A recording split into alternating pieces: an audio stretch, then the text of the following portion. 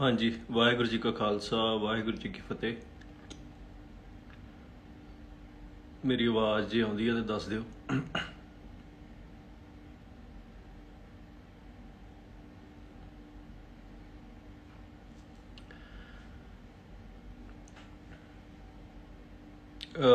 ਅੱਜ ਜਿਹੜੀ ਆਪਾਂ ਗੱਲਬਾਤ ਕਰਨੀ ਹੈ ਉਹ ਜਿਹੜਾ ਸਰਕਾਰ ਨੇ ਇੱਕ ਐਲਾਨ ਕੀਤਾ ਹੈ ਵੀ 25 ਲੱਖ ਦੇ ਕਰੀਬ ਤਿਰੰਗੇ ਜਿਹੜੇ ਆ ਉਹ ਪੰਜਾਬ 'ਚੋਂ ਕਹਿੰਦੇ ਭੇਜਣੇ ਆ। ਉਹਦੇ ਬਾਰੇ ਗੱਲਬਾਤ ਕਰਨੀ ਹੈ ਵੀ ਇਹਦੇ ਪਿੱਛੇ ਸਰਕਾਰ ਦਾ ਮਕਸਦ ਕੀ ਹੈ ਤੇ ਇਹਦੇ ਰੈਕਟ ਸਾਨੂੰ ਕੀ ਕਰਨਾ ਚਾਹੀਦਾ ਹੈ। ਪਹਿਲੀ ਗੱਲ ਇਹ ਹੈ ਵੀ ਜਦੋਂ ਕੋਈ ਜਿਹੜਾ ਕਿਸੇ ਮੁਲਕ ਦਾ ਝੰਡਾ ਹੈ ਜਾਂ ਕੋਈ ਨਿਸ਼ਾਨ ਹੈ ਕਿਸੇ ਮੁਲਕ ਦਾ, ਉਹ ਖਾਲੀ ਇੱਕ ਕੱਪੜੇ ਦਾ ਟੁਕੜਾ ਨਹੀਂ ਹੁੰਦਾ ਵੀ ਜਿੱਦਾਂ ਆਪਣੇ ਕਈ ਬੰਦੇ ਕਹਿ ਦਿੰਦੇ ਆ ਵੀ ਇਹਦੇ ਨਾਲ ਕੀ ਫਰਕ ਪੈਂਦਾ ਵੀ ਜੇ ਤਿਰੰਗਾ ਚਲਾ ਵੀ ਦੇਣਗੇ ਤੇ ਕੋਈ ਮਸਲੇ ਵਾਲੀ ਗੱਲ ਨਹੀਂ। ਪਰ ਸਾਨੂੰ ਸਮਝਣਾ ਚਾਹੀਦਾ ਵੀ ਜਿਹੜਾ ਮੁਲਕ ਹੈ, ਜਿਹੜਾ ਉਹਦਾ ਝੰਡਾ ਹੈ, ਉਹ ਉਸ ਮੁਲਕ ਦੀ ਜਿਹੜੀ ਸੋਚ ਹੈ, ਵਿਚਾਰਧਾਰਾ ਜੇ ਤੇ ਉਹ ਚੱਲਦਾ ਉਹਨੂੰ ਰਿਪਰੈਜ਼ੈਂਟ ਕਰਦਾ ਹੈ, ਉਹਦਾ ਜਿਹੜਾ ਪ੍ਰਮਾਣ ਹੁੰਦਾ ਹੈ। ਜਦੋਂ ਵੀ ਕੋਈ ਮੁਲਕ ਆਪਣੀ ਹੱਦਬੰਦੀ ਤੈਅ ਕਰਦਾ ਤੇ ਉਹ ਆਪਣੀ ਹੱਦ ਤੇ ਸਰਹੱਦ ਤੇ ਝੰਡੇ ਚਲਾਉਂਦਾ ਤਾਂ ਜੋ ਪਤਾ ਲੱਗੇ ਵੀ ਇੱਥੋਂ ਅੱਗੇ ਆਹ ਵਿਚਾਰਧਾਰਾ ਵਾਲਾ ਮੁਲਕ, ਆਹ ਜਿਹੜਾ ਮੁਲਕ ਜਿਹੜਾ ਹੈ ਉਹ ਰਾਜ ਕਰ ਰਿਹਾ, ਇੱਥੇ ਲੋਕਾਂ ਦਾ ਰਾਜ ਹੈ। ਉਸ ਝੰਡੇ ਪਿੱਛੇ ਇੱਕ ਕਨਸਟੀਟਿਊਸ਼ਨ, ਕਾਨੂੰਨ ਕਾਇਦੇ ਬਹੁਤ ਕੁਝ ਹੁੰਦਾ ਹੈ, ਪਰ ਉਹਨਾਂ ਸਾਰਿਆਂ ਨੂੰ ਰਿਪਰੈਜ਼ੈਂਟ ਕਰਨ ਵਾਲਾ ਇੱਕ ਝੰਡਾ ਹੈ। ਜਿੱਥੇ ਵੀ ਤਿਰੰਗਾ ਹੋਊਗਾ ਇਹਦਾ ਮਤਲਬ ਇੱਥੇ ਉੱਥੇ ਭਾਰਤੀ ਕਾਨੂੰਨ ਲਾਗੂ ਹੈ। ਹੁਣ ਜਿਹੜੇ ਜਦੋਂ ਮੁਲਕ ਕਿਸੇ ਦੂਜੇ ਮੁਲਕ ਤੇ ਕਬਜ਼ਾ ਕਰਦਾ ਹੈ, ਕਿਸੇ ਰਾਜ ਦੇ ਉੱਤੇ, ਕਿਸੇ ਨੂੰ ਕਲੋਨੀ ਬਣਾਉਂਦਾ ਹੈ, ਜਦੋਂ ਗੋਰੇ ਭਾਰਤ 'ਚ ਆਏ, ਜਦੋਂ ਮੁਗਲ ਇੱਥੇ ਆਏ, ਮੁਗਲਾਂ ਨੇ ਕੀ ਕੀਤਾ ਵੀ ਇੱਥੇ ਕਬਜ਼ਾ ਕਰਕੇ ਆਪਣਾ ਝੰਡਾ ਜਿਹੜਾ ਸੀ ਉਹ ਚਲਾਇਆ। ਉੱਦਾਂ ਹੀ ਜਦੋਂ ਗੋਰੇ ਆਏ, ਗੋਰਿਆਂ ਨੇ ਆਪਣੇ ਕਬਜ਼ਾ ਕਰਕੇ ਸਿੱਖ ਰਾਜ ਦੇ ਉੱਤੇ, ਹਿੰਦੁਸਤਾਨ ਦੇ ਬਾਕੀ ਇਲਾਕਿਆਂ ਦੇ ਉੱਤੇ ਤੇ ਆਪਣਾ ਝੰਡਾ ਜਿਹੜਾ ਬ੍ਰਿਟਿਸ਼ ਇੰਡੀਆ ਦਾ ਉਹਨਾਂ ਨੇ ਫਲੈਗ ਬਣਾਇਆ ਸੀ ਕਲੋਨੀ ਦੇ ਰੂਪ ਦੇ ਵਿੱਚ, ਉਹ ਚਲਾਇਆ। ਹੁਣ ਜੇ ਤੇ ਇਹ ਮਸਲਾ ਸਿਰਫ ਤੇ ਸਿਰਫ ਕੱਪੜੇ ਦਾ ਹੋਵੇ ਵੀ ਇੱਕ ਤੁਸੀਂ, ਕਈ ਲੋਕ ਨਾ ਇਹਦੇ 'ਚ ਇਹ ਲੈ ਲੈਂਦੇ ਵੀ ਤੁਸੀਂ ਝੰਡੇ ਨੂੰ ਨਫ਼ਰਤ ਕਰਦੇ ਜੋ। ਗੱਲ ਨਫ਼ਰਤ ਤੇ ਪਿਆਰ ਕਰਨ ਦੀ ਨਹੀਂ ਹੁੰਦੀ, ਗੱਲ ਹੁੰਦੀ ਆਪਣੇ ਤੇ ਬਗਾਨੇ ਦੀ। ਜਿਹੜਾ ਝੰਡਾ ਤੁਹਾਡਾ ਆਪਣਾ ਹੈ, ਕਿਹੜਾ ਬਗਾਨਾ ਹੈ। ਕਿਸ ਝੰਡੇ ਦੇ ਅਧੀਨ ਤੁਹਾਡੇ ਤੇ ਜ਼ੁਲਮ ਹੋਏ ਨੇ, ਕਿਸ ਝੰਡੇ ਦੇ ਅਧੀਨ ਤੁਹਾਡੇ ਤੇ ਉੱਤੇ ਜਿਹੜਾ ਤੁਸੀਂ ਰਾਜ ਭਾਗ ਮਾਣਿਆ। ਸੋ ਜਦੋਂ ਗੋਰਿਆਂ ਦਾ ਝੰਡਾ ਸੀ ਤੇ ਭਾਰਤ ਦੇ ਲੋਕਾਂ ਨੇ ਸੰਘਰਸ਼ ਕੀਤਾ ਤੇ ਉਹਨਾਂ ਨੇ ਜਦੋਂ ਆਜ਼ਾਦੀ ਲਈ, ਸੋ ਕਾਲਡ ਆਜ਼ਾਦੀ ਜਿਹਨੂੰ ਕਹਿੰਦੇ ਆ, ਉਸ ਤੋਂ ਬਾਅਦ ਉਹਨਾਂ ਝੰਡਾ ਬਦਲਿਆ ਕਿਉਂ? ਜੇ ਝੰਡਿਆਂ ਦੀ ਕੋਈ ਮਾਇਨੇ ਨਹੀਂ ਹੈਗੇ ਤੇ ਫਿਰ ਉਹਨਾਂ ਨੂੰ ਝੰਡਾ ਬਦਲਣ ਦੀ ਲੋੜ ਨਹੀਂ ਸੀ, ਉਹੋ ਹੀ ਝੰਡਾ ਚੱਲਦਾ ਰਹਿੰਦਾ, ਕਾਨੂੰਨ ਕਾਇਦਾ ਆਪਣਾ ਬਦਲ ਲੈਂਦੇ। ਸੋ ਸਾਨੂੰ ਇਹ ਗੱਲ ਅੱਜ ਸਮਝ ਲੈਣੀ ਚਾਹੀਦੀ ਹੈ ਵੀ ਜਿਹੜਾ ਕੋਈ ਨਿਸ਼ਾਨ ਹੈ, ਕੋਈ ਝੰਡਾ ਹੈ, ਉਹ ਕੋਈ ਆਮ ਜਿਹੀ ਚੀਜ਼ ਨਹੀਂ ਵੀ ਜੇ ਕੋਈ ਤੁਹਾਡੇ ਥਾਂ ਤੇ ਆਣ ਕੇ ਲਹਿਰਾ ਰਿਹਾ, ਚਲਾ ਰਿਹਾ ਤੇ ਤੁਸੀਂ ਉਸ ਗੱਲ ਤੋਂ ਅਫੈਂਡ ਨਾ ਹੋ ਜਾਂ ਉਹਦਾ ਕੋਈ ਜਵਾਬ ਨਾ ਦਿਓ। ਭਾਰਤ ਨੇ ਜਦੋਂ 1984 ਦੇ ਵਿੱਚ ਦਰਬਾਰ ਸਾਹਿਬ ਤੇ ਹਮਲਾ ਕੀਤਾ, ਭਾਰਤੀ ਫੌਜ ਨੇ, ਉਹਨਾਂ ਨੇ ਦਰਬਾਰ ਸਾਹਿਬ ਦੇ ਉੱਤੇ ਕਬਜ਼ਾ ਕਰਕੇ ਜਿਹੜੇ ਸਿੱਖ ਜੁਝਾਰੂ ਸੀ, ਲੜਾਕੇ ਸੀ, ਉਹਨਾਂ ਨੂੰ ਖਤਮ ਕਰਕੇ, ਉਹਨਾਂ ਨੂੰ ਸ਼ਹੀਦ ਕਰਕੇ ਤੇ ਉਸ ਤੋਂ ਬਾਅਦ ਦਰਬਾਰ ਸਾਹਿਬ ਦੇ ਉੱਤੇ ਤਿਰੰਗਾ ਚਲਾਇਆ। ਹਾਲਾਂਕਿ ਇਹ ਮੰਨਦੇ ਆ ਵੀ ਦਰਬਾਰ ਸਾਹਿਬ ਜਿਹੜਾ ਵਾ ਭਾਰਤ ਦੇ ਅੰਦਰ ਹੀ ਆ। ਫਿਰ ਭਾਰਤ ਦੇ ਅੰਦਰ ਹੀ ਹਮਲਾ ਕਰਕੇ ਤੇ ਭਾਰਤ ਦੇ ਅੰਦਰ ਹੀ ਇੱਕ ਸਿੱਖਾਂ ਦੇ ਧਾਰਮਿਕ ਸਥਾਨ ਦੇ ਨੂੰ ਢਾਹ ਢੇਰੀ ਕਰਕੇ ਉੱਤੇ ਤਿਰੰਗਾ ਚਲਾਉਣ ਦਾ ਅਰਥ ਕੀ ਸੀ? ਉਹਦਾ ਅਰਥ ਇਹ ਸੀ ਵੀ ਜਿਹੜਾ ਨਿਸ਼ਾਨ ਸਾਹਿਬ ਹੈ ਤੁਹਾਡਾ, ਜਿਹੜਾ ਤੁਹਾਡੇ ਰਾਜ ਦਾ ਪ੍ਰਤੀਕ ਹੈ, ਜਿਹੜਾ ਇਹ ਦੂਜੇ ਥਾਂ ਤੇ ਰਹਿ ਸਕਦਾ ਹੈ, ਇਹ ਤਿਰੰਗੇ ਦੀ ਬਰਾਬਰੀ ਨਹੀਂ ਕਰ ਸਕਦਾ। ਇਸ ਕਰਕੇ ਉਹਨਾਂ ਤਿਰੰਗਾ ਉੱਥੇ ਲਾ ਕੇ ਨਿਸ਼ਾਨ ਸਾਹਿਬ ਤਿਰੰਗਾ ਚਲਾਇਆ, ਜਿਹੜਾ ਸਿੱਖਾਂ ਨੇ ਛੇਤੀ ਲਾਤਾ ਸੀ ਬਾਅਦ 'ਚ। ਜਦੋਂ ਜਿਹੜਾ ਝੰਡਾ, ਜਦੋਂ ਮੁਗਲ ਕਾਲ ਦੇ ਵੇਲੇ, ਜਦੋਂ ਮੁਗਲਾਂ ਦੇ ਝੰਡੇ ਦੇ ਅਧੀਨ ਸਿੱਖਾਂ ਤੇ ਬੇਅੰਤ ਜ਼ੁਲਮ ਹੋਏ ਤੇ ਜਦੋਂ ਮੁਗਲ ਫੌਜ ਆਉਂਦੀ ਸੀ, ਉਹ ਮੁਗਲਾਂ ਦਾ ਝੰਡਾ ਲੈ ਕੇ ਅੱਗੇ ਤੁਰਦੀ। ਅਬਦਾਲੀ ਆਪਣਾ ਝੰਡਾ ਲੈ ਕੇ ਆਉਂਦਾ ਹੈ। ਸੋ ਜਦੋਂ ਤੁਸੀਂ ਲੜਨਾ ਅੱਗੇ, ਤੁਸੀਂ ਉਸੇ ਝੰਡੇ ਦੇ ਅਧੀਨ ਨਹੀਂ ਲੜ ਸਕਦੇ। ਜੇ ਤੇ ਹਿੰਦੁਸਤਾਨ ਨੇ ਸਿੱਖਾਂ ਦੇ ਉੱਤੇ ਕੋਈ ਜ਼ੁਲਮ ਨਹੀਂ ਕੀਤਾ, ਜੇ ਤੇ ਹਿੰਦੁਸਤਾਨ ਨੇ ਸਿੱਖਾਂ ਦਾ ਜੈਨੋਸਾਈਡ ਨਹੀਂ ਕੀਤਾ, ਹਿੰਦੁਸਤਾਨ ਨੇ ਜੇ ਪੰਜਾਬ ਨੂੰ ਕਲੋਨੀ ਨਹੀਂ ਬਣਾਇਆ, ਪਾਣੀ ਨਹੀਂ ਲੁੱਟਿਆ, ਨੌਜਵਾਨਾਂ ਨੂੰ ਖਤਮ ਨਹੀਂ ਕੀਤਾ, ਧੀਆਂ ਭੈਣਾਂ ਦੀ ਬੇਪਤੀ ਨਹੀਂ ਕੀਤੀ, ਫਿਰ ਜੀ ਸਦਕੇ ਤੁਸੀਂ ਤਿਰੰਗੇ ਨੂੰ ਸੈਲੀਬ੍ਰੇਟ ਕਰੋ, ਕੋਈ ਚੱਕਰ ਨਹੀਂ। ਪਰ ਜੇ ਸਾਰਾ ਕੁਝ ਹਿੰਦੁਸਤਾਨ ਕਰ ਚੁੱਕਾ ਹੈ ਤੇ ਕਰ ਰਿਹਾ ਹੈ ਅੱਜ ਦੀ ਡੇਟ ਦੇ ਵਿੱਚ, ਫਿਰ ਤਿਰੰਗੇ ਨੂੰ ਸਲੂਟ ਮਾਰਨਾ ਜਾਂ ਸੈਲੀਬ੍ਰੇਟ ਕਰਨਾ ਜਾਂ ਈਵਨ ਲੱਗੇ ਨੂੰ ਵੇਖ ਕੇ ਤੁਹਾਡੇ ਮਨ 'ਚ ਘਿਰਣਾ ਜਾਂ ਰੋਹ ਨਾ ਪ੍ਰਗਟ ਹੋਣਾ, ਇਹ ਤੁਹਾਡੀ ਗੁਲਾਮੀ ਦੀ ਸਭ ਤੋਂ ਜਿਹੜੀ ਭੈੜੀ ਸਟੇਟ ਆ ਉਹਦੀ ਨਿਸ਼ਾਨੀ ਹੈ ਵੀ ਤੁਹਾਨੂੰ ਪਤਾ ਹੀ ਨਹੀਂ ਤੁਸੀਂ ਗੁਲਾਮ ਹੋ। ਸੋ ਅੱਜ ਸਾਨੂੰ ਇਹ ਸਮਝ ਲੈਣਾ ਚਾਹੀਦਾ ਹੈ ਵੀ ਜਦੋਂ ਭਾਰਤੀ ਹਕੂਮਤ ਇਹ ਕਹਿੰਦੀ ਹੈ ਵੀ ਅਸੀਂ ਪੰਜਾਬ 'ਚ 25 ਲੱਖ ਤਿਰੰਗਾ ਭੇਜਾਂਗੇ, ਇਹਦਾ ਅਰਥ ਕੀ ਹੈ? ਇਹਦਾ ਅਰਥ ਉਹਨਾਂ ਹੋਰ ਕਿ ਸਟੇਟਾਂ 'ਚ ਨਹੀਂ ਭੇਜਣਾ ਤਿਰੰਗਾ। ਉਹਦਾ ਅਰਥ ਇਹ ਹੈ ਵੀ ਪੰਜਾਬ ਦੇ ਲੋਕ ਅੱਜ ਰਜਿਸਟ ਕਰ ਰਹੇ ਨੇ, ਉਹ ਗੁਲਾਮੀ ਨੂੰ ਪਛਾਣ ਰਹੇ ਨੇ। ਗੁਲਾਮੀ ਨੂੰ ਪਛਾਣਨ ਤੋਂ ਬਾਅਦ 'ਚ ਗੁਲਾਮੀ ਦੀਆਂ ਜਿਹੜੀਆਂ ਨਿਸ਼ਾਨੀਆਂ ਨੇ ਜਿਵੇਂ ਝੰਡੇ ਜਿਹੜੇ ਤਿਰੰਗੇ ਨੇ, ਜਦੋਂ ਆਪਾਂ ਅਰਦਾਸ 'ਚ ਕਹਿੰਦੇ ਆ ਝੰਡੇ ਬੁੰਗੇ ਜੁਗੋ ਜੁਗ ਅਟਲ, ਇਹਦਾ ਅਰਥ ਕੀ? ਇਹਦਾ ਅਰਥ ਇਹੋ ਹੀ ਹੈ ਵੀ ਜਿਹੜੇ ਖਾਲਸੇ ਦੇ ਝੰਡੇ ਆ, ਬੁੰਗੇ ਆ, ਜਿਹੜੀਆਂ ਨਿਸ਼ਾਨੀਆਂ ਨੇ ਰਾਜ ਦੀਆਂ, ਉਹ ਜੁਗੋ ਜੁਗ ਅਟਲ ਰਹਿਣ। ਹੁਣ ਜੇ ਆਪਾਂ ਅਰਦਾਸ ਦੇ ਵਿੱਚ ਵੀ ਇਹ ਮੰਗਦੇ ਹਾਂ ਰਾਜ ਕਰੇਗਾ ਖਾਲਸਾ, ਆਕੀ ਰਹੇ ਨਾ ਕੋਈ, ਜਦੋਂ ਸਾਰੀਆਂ ਆਪਣੀਆਂ ਜਿਹੜੀਆਂ ਮੰਗਾਂ ਨੇ ਰਾਜ ਦੀਆਂ, ਉਹਨਾਂ ਦੀਆਂ ਇੱਕ ਨਿਸ਼ਾਨੀਆਂ ਵੀ ਨੇ। ਜਦੋਂ ਆਪਾਂ ਰਾਜ ਖਾਲਸਤਾਨ ਬਣਾਉਣਾ ਹੈ, ਬਣਾ ਕੇ ਉਸ ਤੋਂ ਬਾਅਦ ਆਪਾਂ ਇਹ ਨਹੀਂ ਵੀ ਭਾਰਤ ਦਾ ਝੰਡਾ ਉੱਤੇ ਲਾਗੂ ਕਰ ਦੇਣਾ।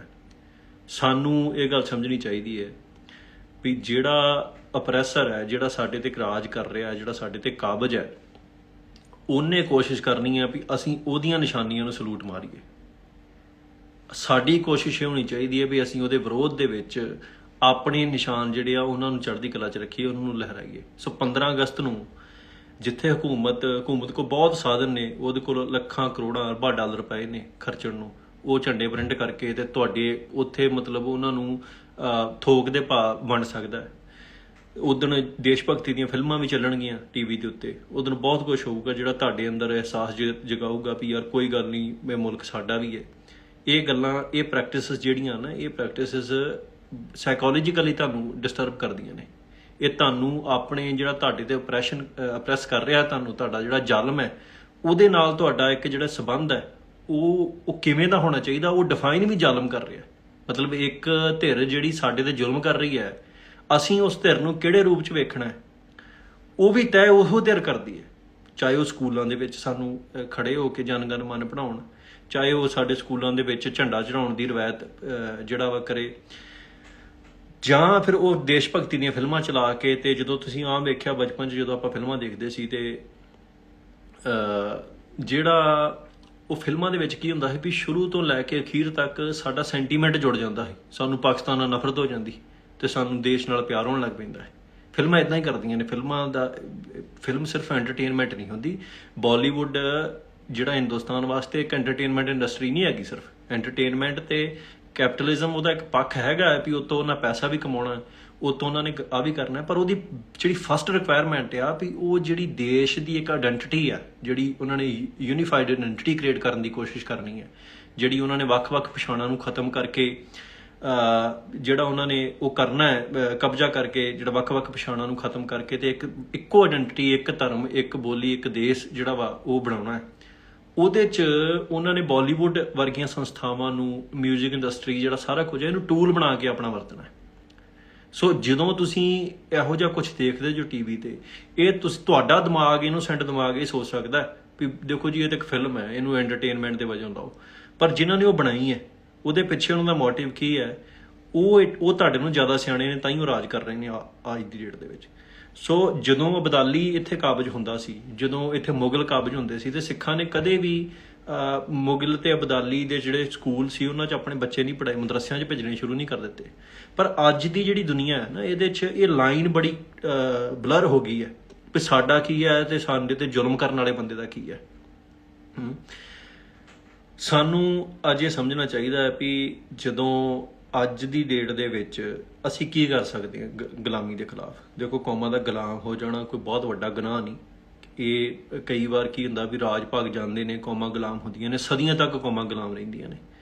ਪਰ ਕੌਮਾਂ ਆਜ਼ਾਦੀ ਜਾਂ ਗੁਲਾਮੀ 'ਚੋਂ ਨਿਕਲ ਕੇ ਆਜ਼ਾਦੀ ਉਹ ਕੌਮਾਂ ਪ੍ਰਾਪਤ ਕਰਦੀਆਂ ਜਿਨ੍ਹਾਂ ਨੇ ਆਪਣੇ ਨਿਸ਼ਾਨਾਂ ਨੂੰ ਸਾਂਭ ਕੇ ਰੱਖਿਆ, ਜਿਨ੍ਹਾਂ ਨੇ ਜ਼ਾਲਮ ਦੇ ਨਾਲ ਸਨੇਹ ਨਹੀਂ ਲਾਇਆ, ਜਿਨ੍ਹਾਂ ਨੇ ਜਿਹੜਾ ਆਪਣਾ ਪ੍ਰੈਸ਼ਰ ਹੈ ਉਹਦੇ ਨਾਲ ਐਂਪਥੀ ਜਾਂ ਸਿੰਪਥੀ ਕ੍ਰੀਏਟ ਨਹੀਂ ਕੀਤੀ। ਮਤਲਬ ਇਹ ਇੱਕ ਸਾਈਕੋਲੋਜੀਕਲ ਫੈਕਟ ਤੇ ਹੈਗਾ ਹੈ ਵੀ ਜਿਹੜਾ ਤੁਹਾਡੇ ਤੇ ਜ਼ੁਲਮ ਕਰ ਰਿਹਾ ਹੈ ਉਹਦੇ ਨਾਲ ਵੀ ਤੁਹਾਨੂੰ ਸਨੇਹ ਹੋ ਸਕਦਾ ਹੈ। ਇਹ ਬੜੀ ਅਜੀਬ ਲੱਗਦੀ ਹੈ ਸੁਣਨ ਨੂੰ ਗੱਲ ਵੀ ਜਿਹੜਾ ਬੰਦਾ ਤੁਹਾਡੇ ਤੇ ਜ਼ੁਲਮ ਕਰ ਰਿਹਾ ਤੁਸੀਂ ਉਹਦੇ ਨਾਲ ਪਿਆਰ ਮੁਹੱਬਤ ਕਰ ਸਕਦੇ ਕਿ ਨਹੀਂ ਕਰ ਸਕਦੇ। ਇਹ ਸਾਈਕੋਲੋਜੀਕਲੀ ਪ੍ਰੂਵਨ ਫੈਕਟ ਹੈ ਵੀ ਹੋ ਸਕਦਾ ਵੀ ਤੁਹਾਡੀ ਉਹਦੇ ਨਾਲ ਅਟੈਚਮੈਂਟ ਹੋ ਜਾਏ। ਇਹਦੀ ਪਿੱਛੇ ਜੇ ਐਗਜ਼ਾਮਪਲ ਆਈ ਹੈ ਵੀ ਜਦੋਂ ਭਗਤ ਸਿੰਘ ਨੂੰ ਕ੍ਰਿਟੀਸਾਈਜ਼ ਕੀਤਾ ਗਿਆ ਤੇ ਬਹੁਤ ਆਪਣੇ ਬੰਦੇ ਅਫੈਂਡ ਹੋ ਗਏ। ਉਹਨਾਂ ਦੇ ਅਫੈਂਡ ਹੋਣ ਦਾ ਕਾਰਨ ਕੀ ਹੈ? ਕਿਉਂਕਿ ਜਿਹੜਾ ਬਚਪਨ ਤੋਂ ਲੈ ਕੇ ਹੁਣ ਤੱਕ ਭਗਤ ਸਿੰਘ ਨੂੰ ਤੁਹਾਡਾ ਆਈਡਲ ਬਣਾਉਣ ਲਈ ਸਰਕਾਰ ਨੇ ਇੰਨਾ ਕੁਝ ਖਰਚਿਆ, ਇੰਨੇ ਬਿਲੀਅਨਸ ਆਫ ਡਾਲਰ ਖਰਚੇ ਨੇ, ਫਿਲਮਾਂ ਬਣਾਈਆਂ, ਕਿਤਾਬਾਂ ਲਿਖੀਆਂ, ਝੂਠ ਪਰਾਧ ਬਣਾਇਆ ਗਿਆ, ਉਹ ਪੇ ਆਫ ਕਰ ਰਿਹਾ। ਤੁਸੀਂ ਡੀਪ ਡਾਊਨ ਤੁਸੀਂ ਮੰਨ ਬੈਠੇ ਕਿਤੇ ਵੀ ਭਗਤ ਸਿੰਘ ਸਾਡਾ ਆਈਡਲ ਹੈ, ਹੁਣ ਤੁਹਾਨੂੰ ਉਹ ਚੀਜ਼ ਤੰਗ ਕਰਦੀ ਹੈ, ਤੁਹਾਨੂੰ ਤੁਹਾਡੇ ਸਾਹਮਣੇ ਰਿਐਲਿਟੀ ਵੀ ਰੱਖੀ ਜਾਂਦੀ, ਤੁਹਾਨੂੰ ਲੱਗਦਾ ਵੀ ਨਹੀਂ ਇਹ ਗਲਤ ਗੱਲ ਹੈ। ਸੋ ਇਸ ਕਰਕੇ ਜਿਹੜੀ ਨੈਸ਼ਨਲਿਜ਼ਮ ਹੈ, ਜਿਹੜੀ ਦੇਸ਼ ਭਗਤੀ ਦੀ ਭਾਵਨਾ ਹੈ, ਦੇਸ਼ ਭਗਤੀ ਦੀ ਭਾਵਨਾ ਵੀ ਇੱਦਾਂ ਦੀ ਭਾਵਨਾ ਹੀ ਹੈ ਜਿਹੜੀ ਇਹ ਕੋਈ ਇੱਕ ਦਿਨ 'ਚ ਨਹੀਂ ਤੁਹਾਨੂੰ ਕਿਸੇ ਨੇ ਫੜਾਤਾ ਵੀ ਤੁਸੀਂ ਇਸ ਦੇਸ਼ 'ਚ ਜੰਮੇ ਜੋ ਤਾਂ ਤੁਸੀਂ ਦੇਸ਼ ਭਗਤ ਹੋ ਗਏ। ਇਹਦੇ ਲਈ ਇੱਕ ਐਕਟਿਵ ਪ੍ਰੋਸੈਸ ਚੱਲਿਆ ਸੀ ਤੇ ਚੱਲਦਾ ਆ ਰਿਹਾ, ਹੁਣ ਵੀ ਚੱਲ ਰਿਹਾ, ਅੱਗੇ ਵੀ ਚੱਲਦਾ ਰਹੇਗਾ। ਉਹ ਐਕਟਿਵ ਪ੍ਰੋਸੈਸ ਜਿਹੜਾ ਵਾ ਉਹ ਡਿਫਾਈਨ ਕਰਦਾ ਵੀ ਤੁਸੀਂ ਆਪਣੇ ਹੱਕਾਂ ਨੂੰ ਇਗਨੋਰ ਕਰਕੇ ਵੀ ਦੇਸ਼ ਭਗਤ ਬਣ ਜਾਂਦੇ ਹੋ। ਪੰਜਾਬ ਦਾ ਪਾਣੀ ਲੁੱਟਿਆ ਜਾ ਰਿਹਾ, ਪੰਜਾਬ ਦੀ ਜਵਾਨੀ ਨਸ਼ਿਆਂ 'ਚ ਖਤਮ ਕੀਤੀ ਜਾ ਰਹੀ ਹੈ, ਪੰਜਾਬ ਦੇ ਵਿੱਚ ਕਲਚਰਲ ਜੈਨੋਸਾਈਡ ਤੋਂ ਲੈ ਕੇ ਹਰ ਫਾਰਮ ਆਫ ਜੈਨੋਸਾਈਡ ਜਿਹੜੀ ਆ ਉਹ ਵਰਤੀ ਜਾ ਰਹੀ ਹੈ। ਪਰ ਪੰਜਾਬ ਦੇ ਬਹੁਤ ਲੋਕ ਜਿਹੜੇ ਆ ਉਹ ਅਜੇ ਵੀ ਕਹਿੰਦੇ ਵੀ ਨਹੀਂ ਜੀ ਇਹਦੇ 'ਚ ਦੇਸ਼ ਦਾ ਕੀ ਲੈਣਾ ਦੇਣਾ, ਇਹ ਕੋਈ ਕਰਪਸ਼ਨ ਦੀ ਪ੍ਰੋਬਲਮ ਹੋ ਸਕਦੀ। ਦੇਖੋ ਕਰਪਸ਼ਨ ਕਦੇ ਵੀ ਨੈਸ਼ਨਲ ਪਾਲਿਸੀ ਦੇ ਉਲਟ ਨਹੀਂ ਕੰਮ ਕਰਦਾ। ਇਹਦੀ ਇੱਕ ਸਿੰਪਲ ਐਗਜ਼ਾਮਪਲ ਹੈ, ਜਿਹੜਾ ਕਰਪਟ ਤੋਂ ਕਰਪਟ ਪੁਲਿਸ ਅਫਸਰ ਵੀ ਹੈ, ਤੁਸੀਂ ਉਹਨੂੰ ਪੈਸੇ ਦੇ ਕੇ ਹਿੰਦੂਆਂ ਦਾ ਨੁਕਸਾਨ ਨਹੀਂ ਕਰਾ ਸਕਦੇ। ਜਿਹੜਾ ਇਮਾਨਦਾਰ ਤੋਂ ਇਮਾਨਦਾਰ ਪੁਲਿਸ ਅਫਸਰ ਵੀ ਆ 84 ਚ ਉਹਨੇ ਵੀ ਸਿੱਖਾਂ ਦਾ ਨੁਕਸਾਨ ਕੀਤਾ। ਸੋ ਇਹਦਾ ਮਤਲਬ ਇਹ ਹੈ ਵੀ ਜਿਹੜਾ ਕਰਪਸ਼ਨ ਵੀ ਹੈ ਉਹ ਵੀ ਦੇਸ਼ ਦੀ ਜਿਹੜੀ ਪਾਲਿਸੀ ਹੈ, ਜਿਹੜੀ ਦੇਸ਼ ਦੀ ਬੁਨਿਆਦ ਹੈ, ਜਿਹੜੀ ਦੇਸ਼ ਤੇ ਰਾਜ ਕਰਨ ਵਾਲੀ ਧਿਰ ਹੈ, ਉਹਦੇ ਉਲਟ ਕੰਮ ਨਹੀਂ ਕਰ ਸਕਦਾ, ਉਹਦੀ ਆਇਡੈਂਟੀਟੀ ਤੇ ਹਮਲਾ ਨਹੀਂ ਕਰ ਸਕਦਾ, ਚਾਹੇ ਤੁਸੀਂ ਲੱਖਾਂ ਕਰੋੜਾਂ ਰੁਪਈਆ ਲੈ ਕੇ ਉਹਨਾਂ ਨੂੰ ਦੇ ਦਿਓ। ਆਪਾਂ ਵੇਖਿਆ ਵੀ ਜਦੋਂ ਹਾਈ ਕੋਰਟ ਦੇ ਵਿੱਚ ਯੂਪੀ ਦੇ ਵਿੱਚ ਜਦੋਂ ਝੰਡਾ ਚੜਾਤਾ ਉਹਨਾਂ ਨੇ ਭੰਗਵਾ, ਹਾਈ ਕੋਰਟ ਇੱਕ ਲਾਅ ਮੇਕਿੰਗ ਅਥਾਰਟੀ ਹੈ, ਲਾਅ ਮੇਨਟੇਨ ਵੀ ਕਰਦਾ ਹੈ, ਲਾਅ ਉੱਥੇ ਬਣਦੇ ਵੀ ਸਾਰਾ ਕੁਝ ਹੁੰਦਾ ਹੈ। ਉਹ ਜ਼ਾਹਰ ਜੀ ਗੱਲ ਹੈ ਵੀ ਲਾਲ ਕਿਲ੍ਹੇ ਤੋਂ ਜ਼ਿਆਦਾ ਇੰਪੋਰਟੈਂਟ ਚੀਜ਼ ਹੈ ਹਾਈ ਕੋਰਟ। ਹਾਈ ਕੋਰਟ ਦੇ ਉੱਤੇ ਹਿੰਦੂ ਜਾ ਕੇ ਤੇ ਇੱਕ ਝੰਡਾ ਚੜਾਉਂਦੇ ਨੇ ਭੰਗਵਾ, ਉਹਦਾ ਕੋਈ ਮੀਡੀਆ ਦਾ ਰੌਲਾ ਨਹੀਂ ਪੈਂਦਾ। ਮਤਲਬ ਉੱਥੇ ਕੋਈ ਇਹ ਗੱਲ ਨਹੀਂ ਕਰਦਾ ਵੀ ਇਹ ਬਹੁਤ ਵੱਡਾ ਦੇਸ਼ ਲਈ ਖਤਰਾ ਪੈਦਾ ਹੋ ਗਿਆ, ਕਿਉਂਕਿ ਜਿਹੜੀ ਧਿਰ ਦੇਸ਼ ਤੇ ਰਾਜ ਕਰ ਰਹੀ ਹੈ ਉਹਦੇ ਕੋਲ ਰਾਈਟ ਹੁੰਦਾ ਵੀ ਉਹ ਕਦੋਂ ਵੀ ਦੇਸ਼ ਦੇ ਜਿਹੜੇ ਸਿਧਾਂਤ ਆ ਉਹਨਾਂ ਨਾਲ ਖਿਲਵਾੜ ਕਰੇ। ਤੁਸੀਂ ਸਹੀ ਕੰਮ ਵੀ ਨਹੀਂ ਕਰ ਸਕਦੇ। ਮਤਲਬ ਤੁਸੀਂ ਇੱਕ ਖਾਲੀ ਪੋਲ ਤੇ ਝੰਡਾ ਵੀ ਚੜਾ ਦਿਓ, ਤੁਹਾਡੇ ਖਿਲਾਫ ਜੈਨੋਸਾਈਡ ਦਾ ਮਾਹੌਲ ਖੜਿਆ ਜਾਂਦਾ ਹੈ। ਇਹ ਗੁਲਾਮੀ ਤੇ ਆਜ਼ਾਦੀ ਦੇ ਵਿਚਲਾ ਫਰਕ ਹੈ ਜਿਹਨੂੰ ਅਸੀਂ ਸਮਝਣਾ। ਹਾਂ, ਜੇ ਇਗਨੋਰੈਂਟ ਰਹਿਣਾ ਹੈ, ਜੇ ਕਹਿਣਾ ਵੀ ਨਹੀਂ ਜੀ ਇਹ ਝੰਡਾ ਹੈ, ਇਹ 'ਚ ਫਰਕ ਨਹੀਂ। ਕਈ ਬੰਦੇ ਸਰਵਿਸ 'ਚ ਰਹੇ ਹੋਣਗੇ, ਕਈ ਬੰਦੇ ਪੁਲਿਸ 'ਚ ਹੋਣਗੇ, ਕਈਆਂ ਦੇ ਮਾਂ-ਪਿਓ, ਕਈ ਬੰਦੇ ਫੌਜ 'ਚ ਹੋਣਗੇ, ਕਈਆਂ ਨੂੰ ਇਹ ਜਿਹੜੀ ਆ ਇੰਪਥੀ ਹੋਊਗੀ। ਦੇਖੋ ਫੌਜ ਜਿਹੜੀ ਆ ਉਹਦਾ ਕੀ ਕਸੂਰ ਹੈ ਜੀ, ਉਹ ਤੇ ਇਮਾਨਦਾਰੀ ਨਾਲ ਕੰਮ ਕਰਦੇ ਆ। ਇਮਾਨਦਾਰੀ ਨਾਲ ਕੰਮ ਕਰਨਾ ਜਾਂ ਕਿਸੇ ਦਾ ਹੁਕਮ ਮੰਨਣਾ, ਤੁਸੀਂ ਇਹ ਕਹਿ ਸਕਦੇ ਜੋ ਵੀ ਜੇ ਉਹ ਇਮਾਨਦਾਰੀ ਨਾਲ ਕੰਮ ਕਰਦੇ ਆ ਫਿਰ ਤੇ ਜਦੋਂ ਜਨਰਲ ਡਾਇਰ ਨੇ ਹੁਕਮ ਕੀਤਾ ਆਰਮੀ ਨੂੰ ਗੋਲੀਆਂ ਚਲਾ ਦਿਓ, ਗੋਲੀ ਚਲਾਉਣ ਵਾਲੇ ਵੀ ਇਨੋਸੈਂਟ ਹੋ ਗਏ। ਜਿਹੜੀ ਉਹ ਗੋਰਖਾ ਰੈਜੀਮੈਂਟ ਸੀ ਉੱਥੇ ਉਹ ਵੀ ਇਨੋਸੈਂਟ ਬਣ ਜਾਣਗੇ, ਕਿਉਂਕਿ ਉਹ ਤੇ ਆਪਣਾ ਕੰਮ ਕਰ ਰਹੇ ਆ। ਸੋ ਜੇ ਇੱਕ ਫੌਜ ਜਾਂ ਕੋਈ ਧਿਰ ਜਿਹੜੀ ਇੱਕ ਜ਼ਾਲਮ ਦਾ ਹੁਕਮ ਮੰਨ ਕੇ ਉਹਦੀ ਪੂਰਤੀ ਕਰ ਰਹੀ ਹੈ ਤੇ ਉਹ ਉਹਦਾ ਪਾਰਟ ਬਣ ਜਾਂਦੀ ਹੈ। ਸਾਨੂੰ ਇਹ ਵੀ ਗੱਲ ਅੰਡਰਸਟੈਂਡ ਕਰਨੀ ਚਾਹੀਦੀ ਹੈ ਵੀ ਇਸ ਸੁਤੰਤਰ ਦੇ ਵਿੱਚ ਹਰ ਬੰਦੇ ਦੀ ਮਜਬੂਰੀ ਹੋ ਸਕਦੀ ਹੈ, ਜਿਹਨੇ ਨੌਕਰੀ ਕਰਨੀ ਹੈ ਉਹਦੀ ਫਾਈਨੈਂਸ਼ੀਅਲ ਲੋੜ ਹੋ ਸਕਦੀ ਹੈ, ਪਰ ਘੱਟੋ ਘੱਟ ਤੁਸੀਂ ਆਪਣੇ ਅੰਦਰ ਇਹ ਅਹਿਸਾਸ ਜਗਾ ਕੇ ਜ਼ਰੂਰ ਵੇਖੋ ਵੀ ਜਿਹੜਾ ਤਿਰੰਗਾ ਹੈ ਕੀ ਇਹ ਸਾਡਾ ਝੰਡਾ ਹੈ? ਜੇ ਸਾਡਾ ਹੈ ਤੇ ਕਿਵੇਂ ਆ? ਜੇ ਸਾਡਾ ਝੰਡਾ ਸੀ ਤੇ ਫਿਰ ਸਾਡੇ ਦਰਬਾਰ ਸਾਹਿਬ ਨੂੰ ਢਹਿ ਢੇਰੀ ਕਰਕੇ ਤੇ ਉੱਤੇ ਨੂੰ ਚਲਾਉਣ ਦੀ ਲੋੜ ਪੈ ਗਈ। ਦਰਬਾਰ ਸਾਹਿਬ ਤੇ ਪਹਿਲਾਂ ਕਿਹਨਾਂ ਦਾ ਕਬਜ਼ਾ ਸੀ? ਸਿੱਖਾਂ ਦੇ ਹੱਥ 'ਚ ਹੀ। ਉਹਦੇ ਤੇ ਕਬਜ਼ਾ ਕਰਕੇ ਫੌਜ ਦੇ ਥਰੂ ਜੁੱਤੀਆਂ ਪਾ ਕੇ ਦਾਖਲ ਹੋ ਕੇ ਵੱਡਾ ਕਤਲੇਆਮ ਕਰਕੇ ਉੱਥੇ ਝੰਡਾ ਚੜਾਉਣ ਦੀ ਲੋੜ ਪੈ ਗਈ। ਜੇ ਇਹੋ ਹੀ ਗੱਲ ਜਿਹੜੀ ਹੈ ਨਾ ਸਾਨੂੰ ਅੰਡਰਸਟੈਂਡ ਕਰਨੀ ਪੈਣੀ ਅੱਜ ਦੀ ਡੇਟ ਦੇ ਵਿੱਚ।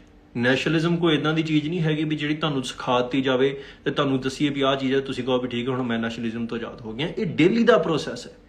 ਤੁਹਾਨੂੰ ਆਪਣੇ ਆਪ ਨੂੰ ਹਰ ਰੋਜ਼ ਚੇਤਾ ਕਰਾਉਣਾ ਪੈਣਾ ਹੈ, ਰਿਮਾਈਂਡ ਕਰਾਉਣਾ ਪੈਣਾ ਹੈ ਵੀ ਅਸੀਂ ਇਸ ਜ਼ਹਿਰ ਤੋਂ ਬਚੇ ਰਹਿਣਾ, ਅਸੀਂ ਇਸ ਚਿੱਕੜ ਤੋਂ ਬਚੇ ਰਹਿਣਾ ਹੈ। ਕਿਉਂਕਿ ਜਿਹੜਾ ਇਹ ਚਿੱਕੜ ਹੈ ਇਹ ਕਿਸੇ ਇੱਕ ਥਾਂ ਦੇ ਉੱਤੇ ਨਹੀਂ ਹੈਗਾ ਵੀ ਤੁਹਾਨੂੰ ਇੱਕ ਫਿਲਮ ਦੇ ਥਰੂ ਹੀ ਵਰਤਿਆ ਜਾ ਰਿਹਾ।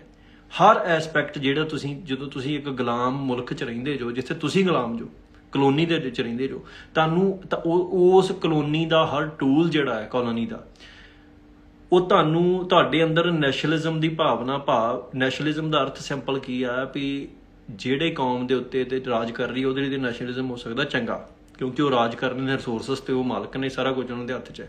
ਜਿਹੜੀ ਕੌਮ ਗੁਲਾਮ ਹੈ ਉਹਦੇ ਲਈ ਨੈਸ਼ਨਲਿਜ਼ਮ ਦਾ ਅਰਥ ਇਹ ਆ ਵੀ ਆਪਣੇ ਜ਼ਾਲਮ ਨੂੰ ਪਿਆਰ ਕਰੋ।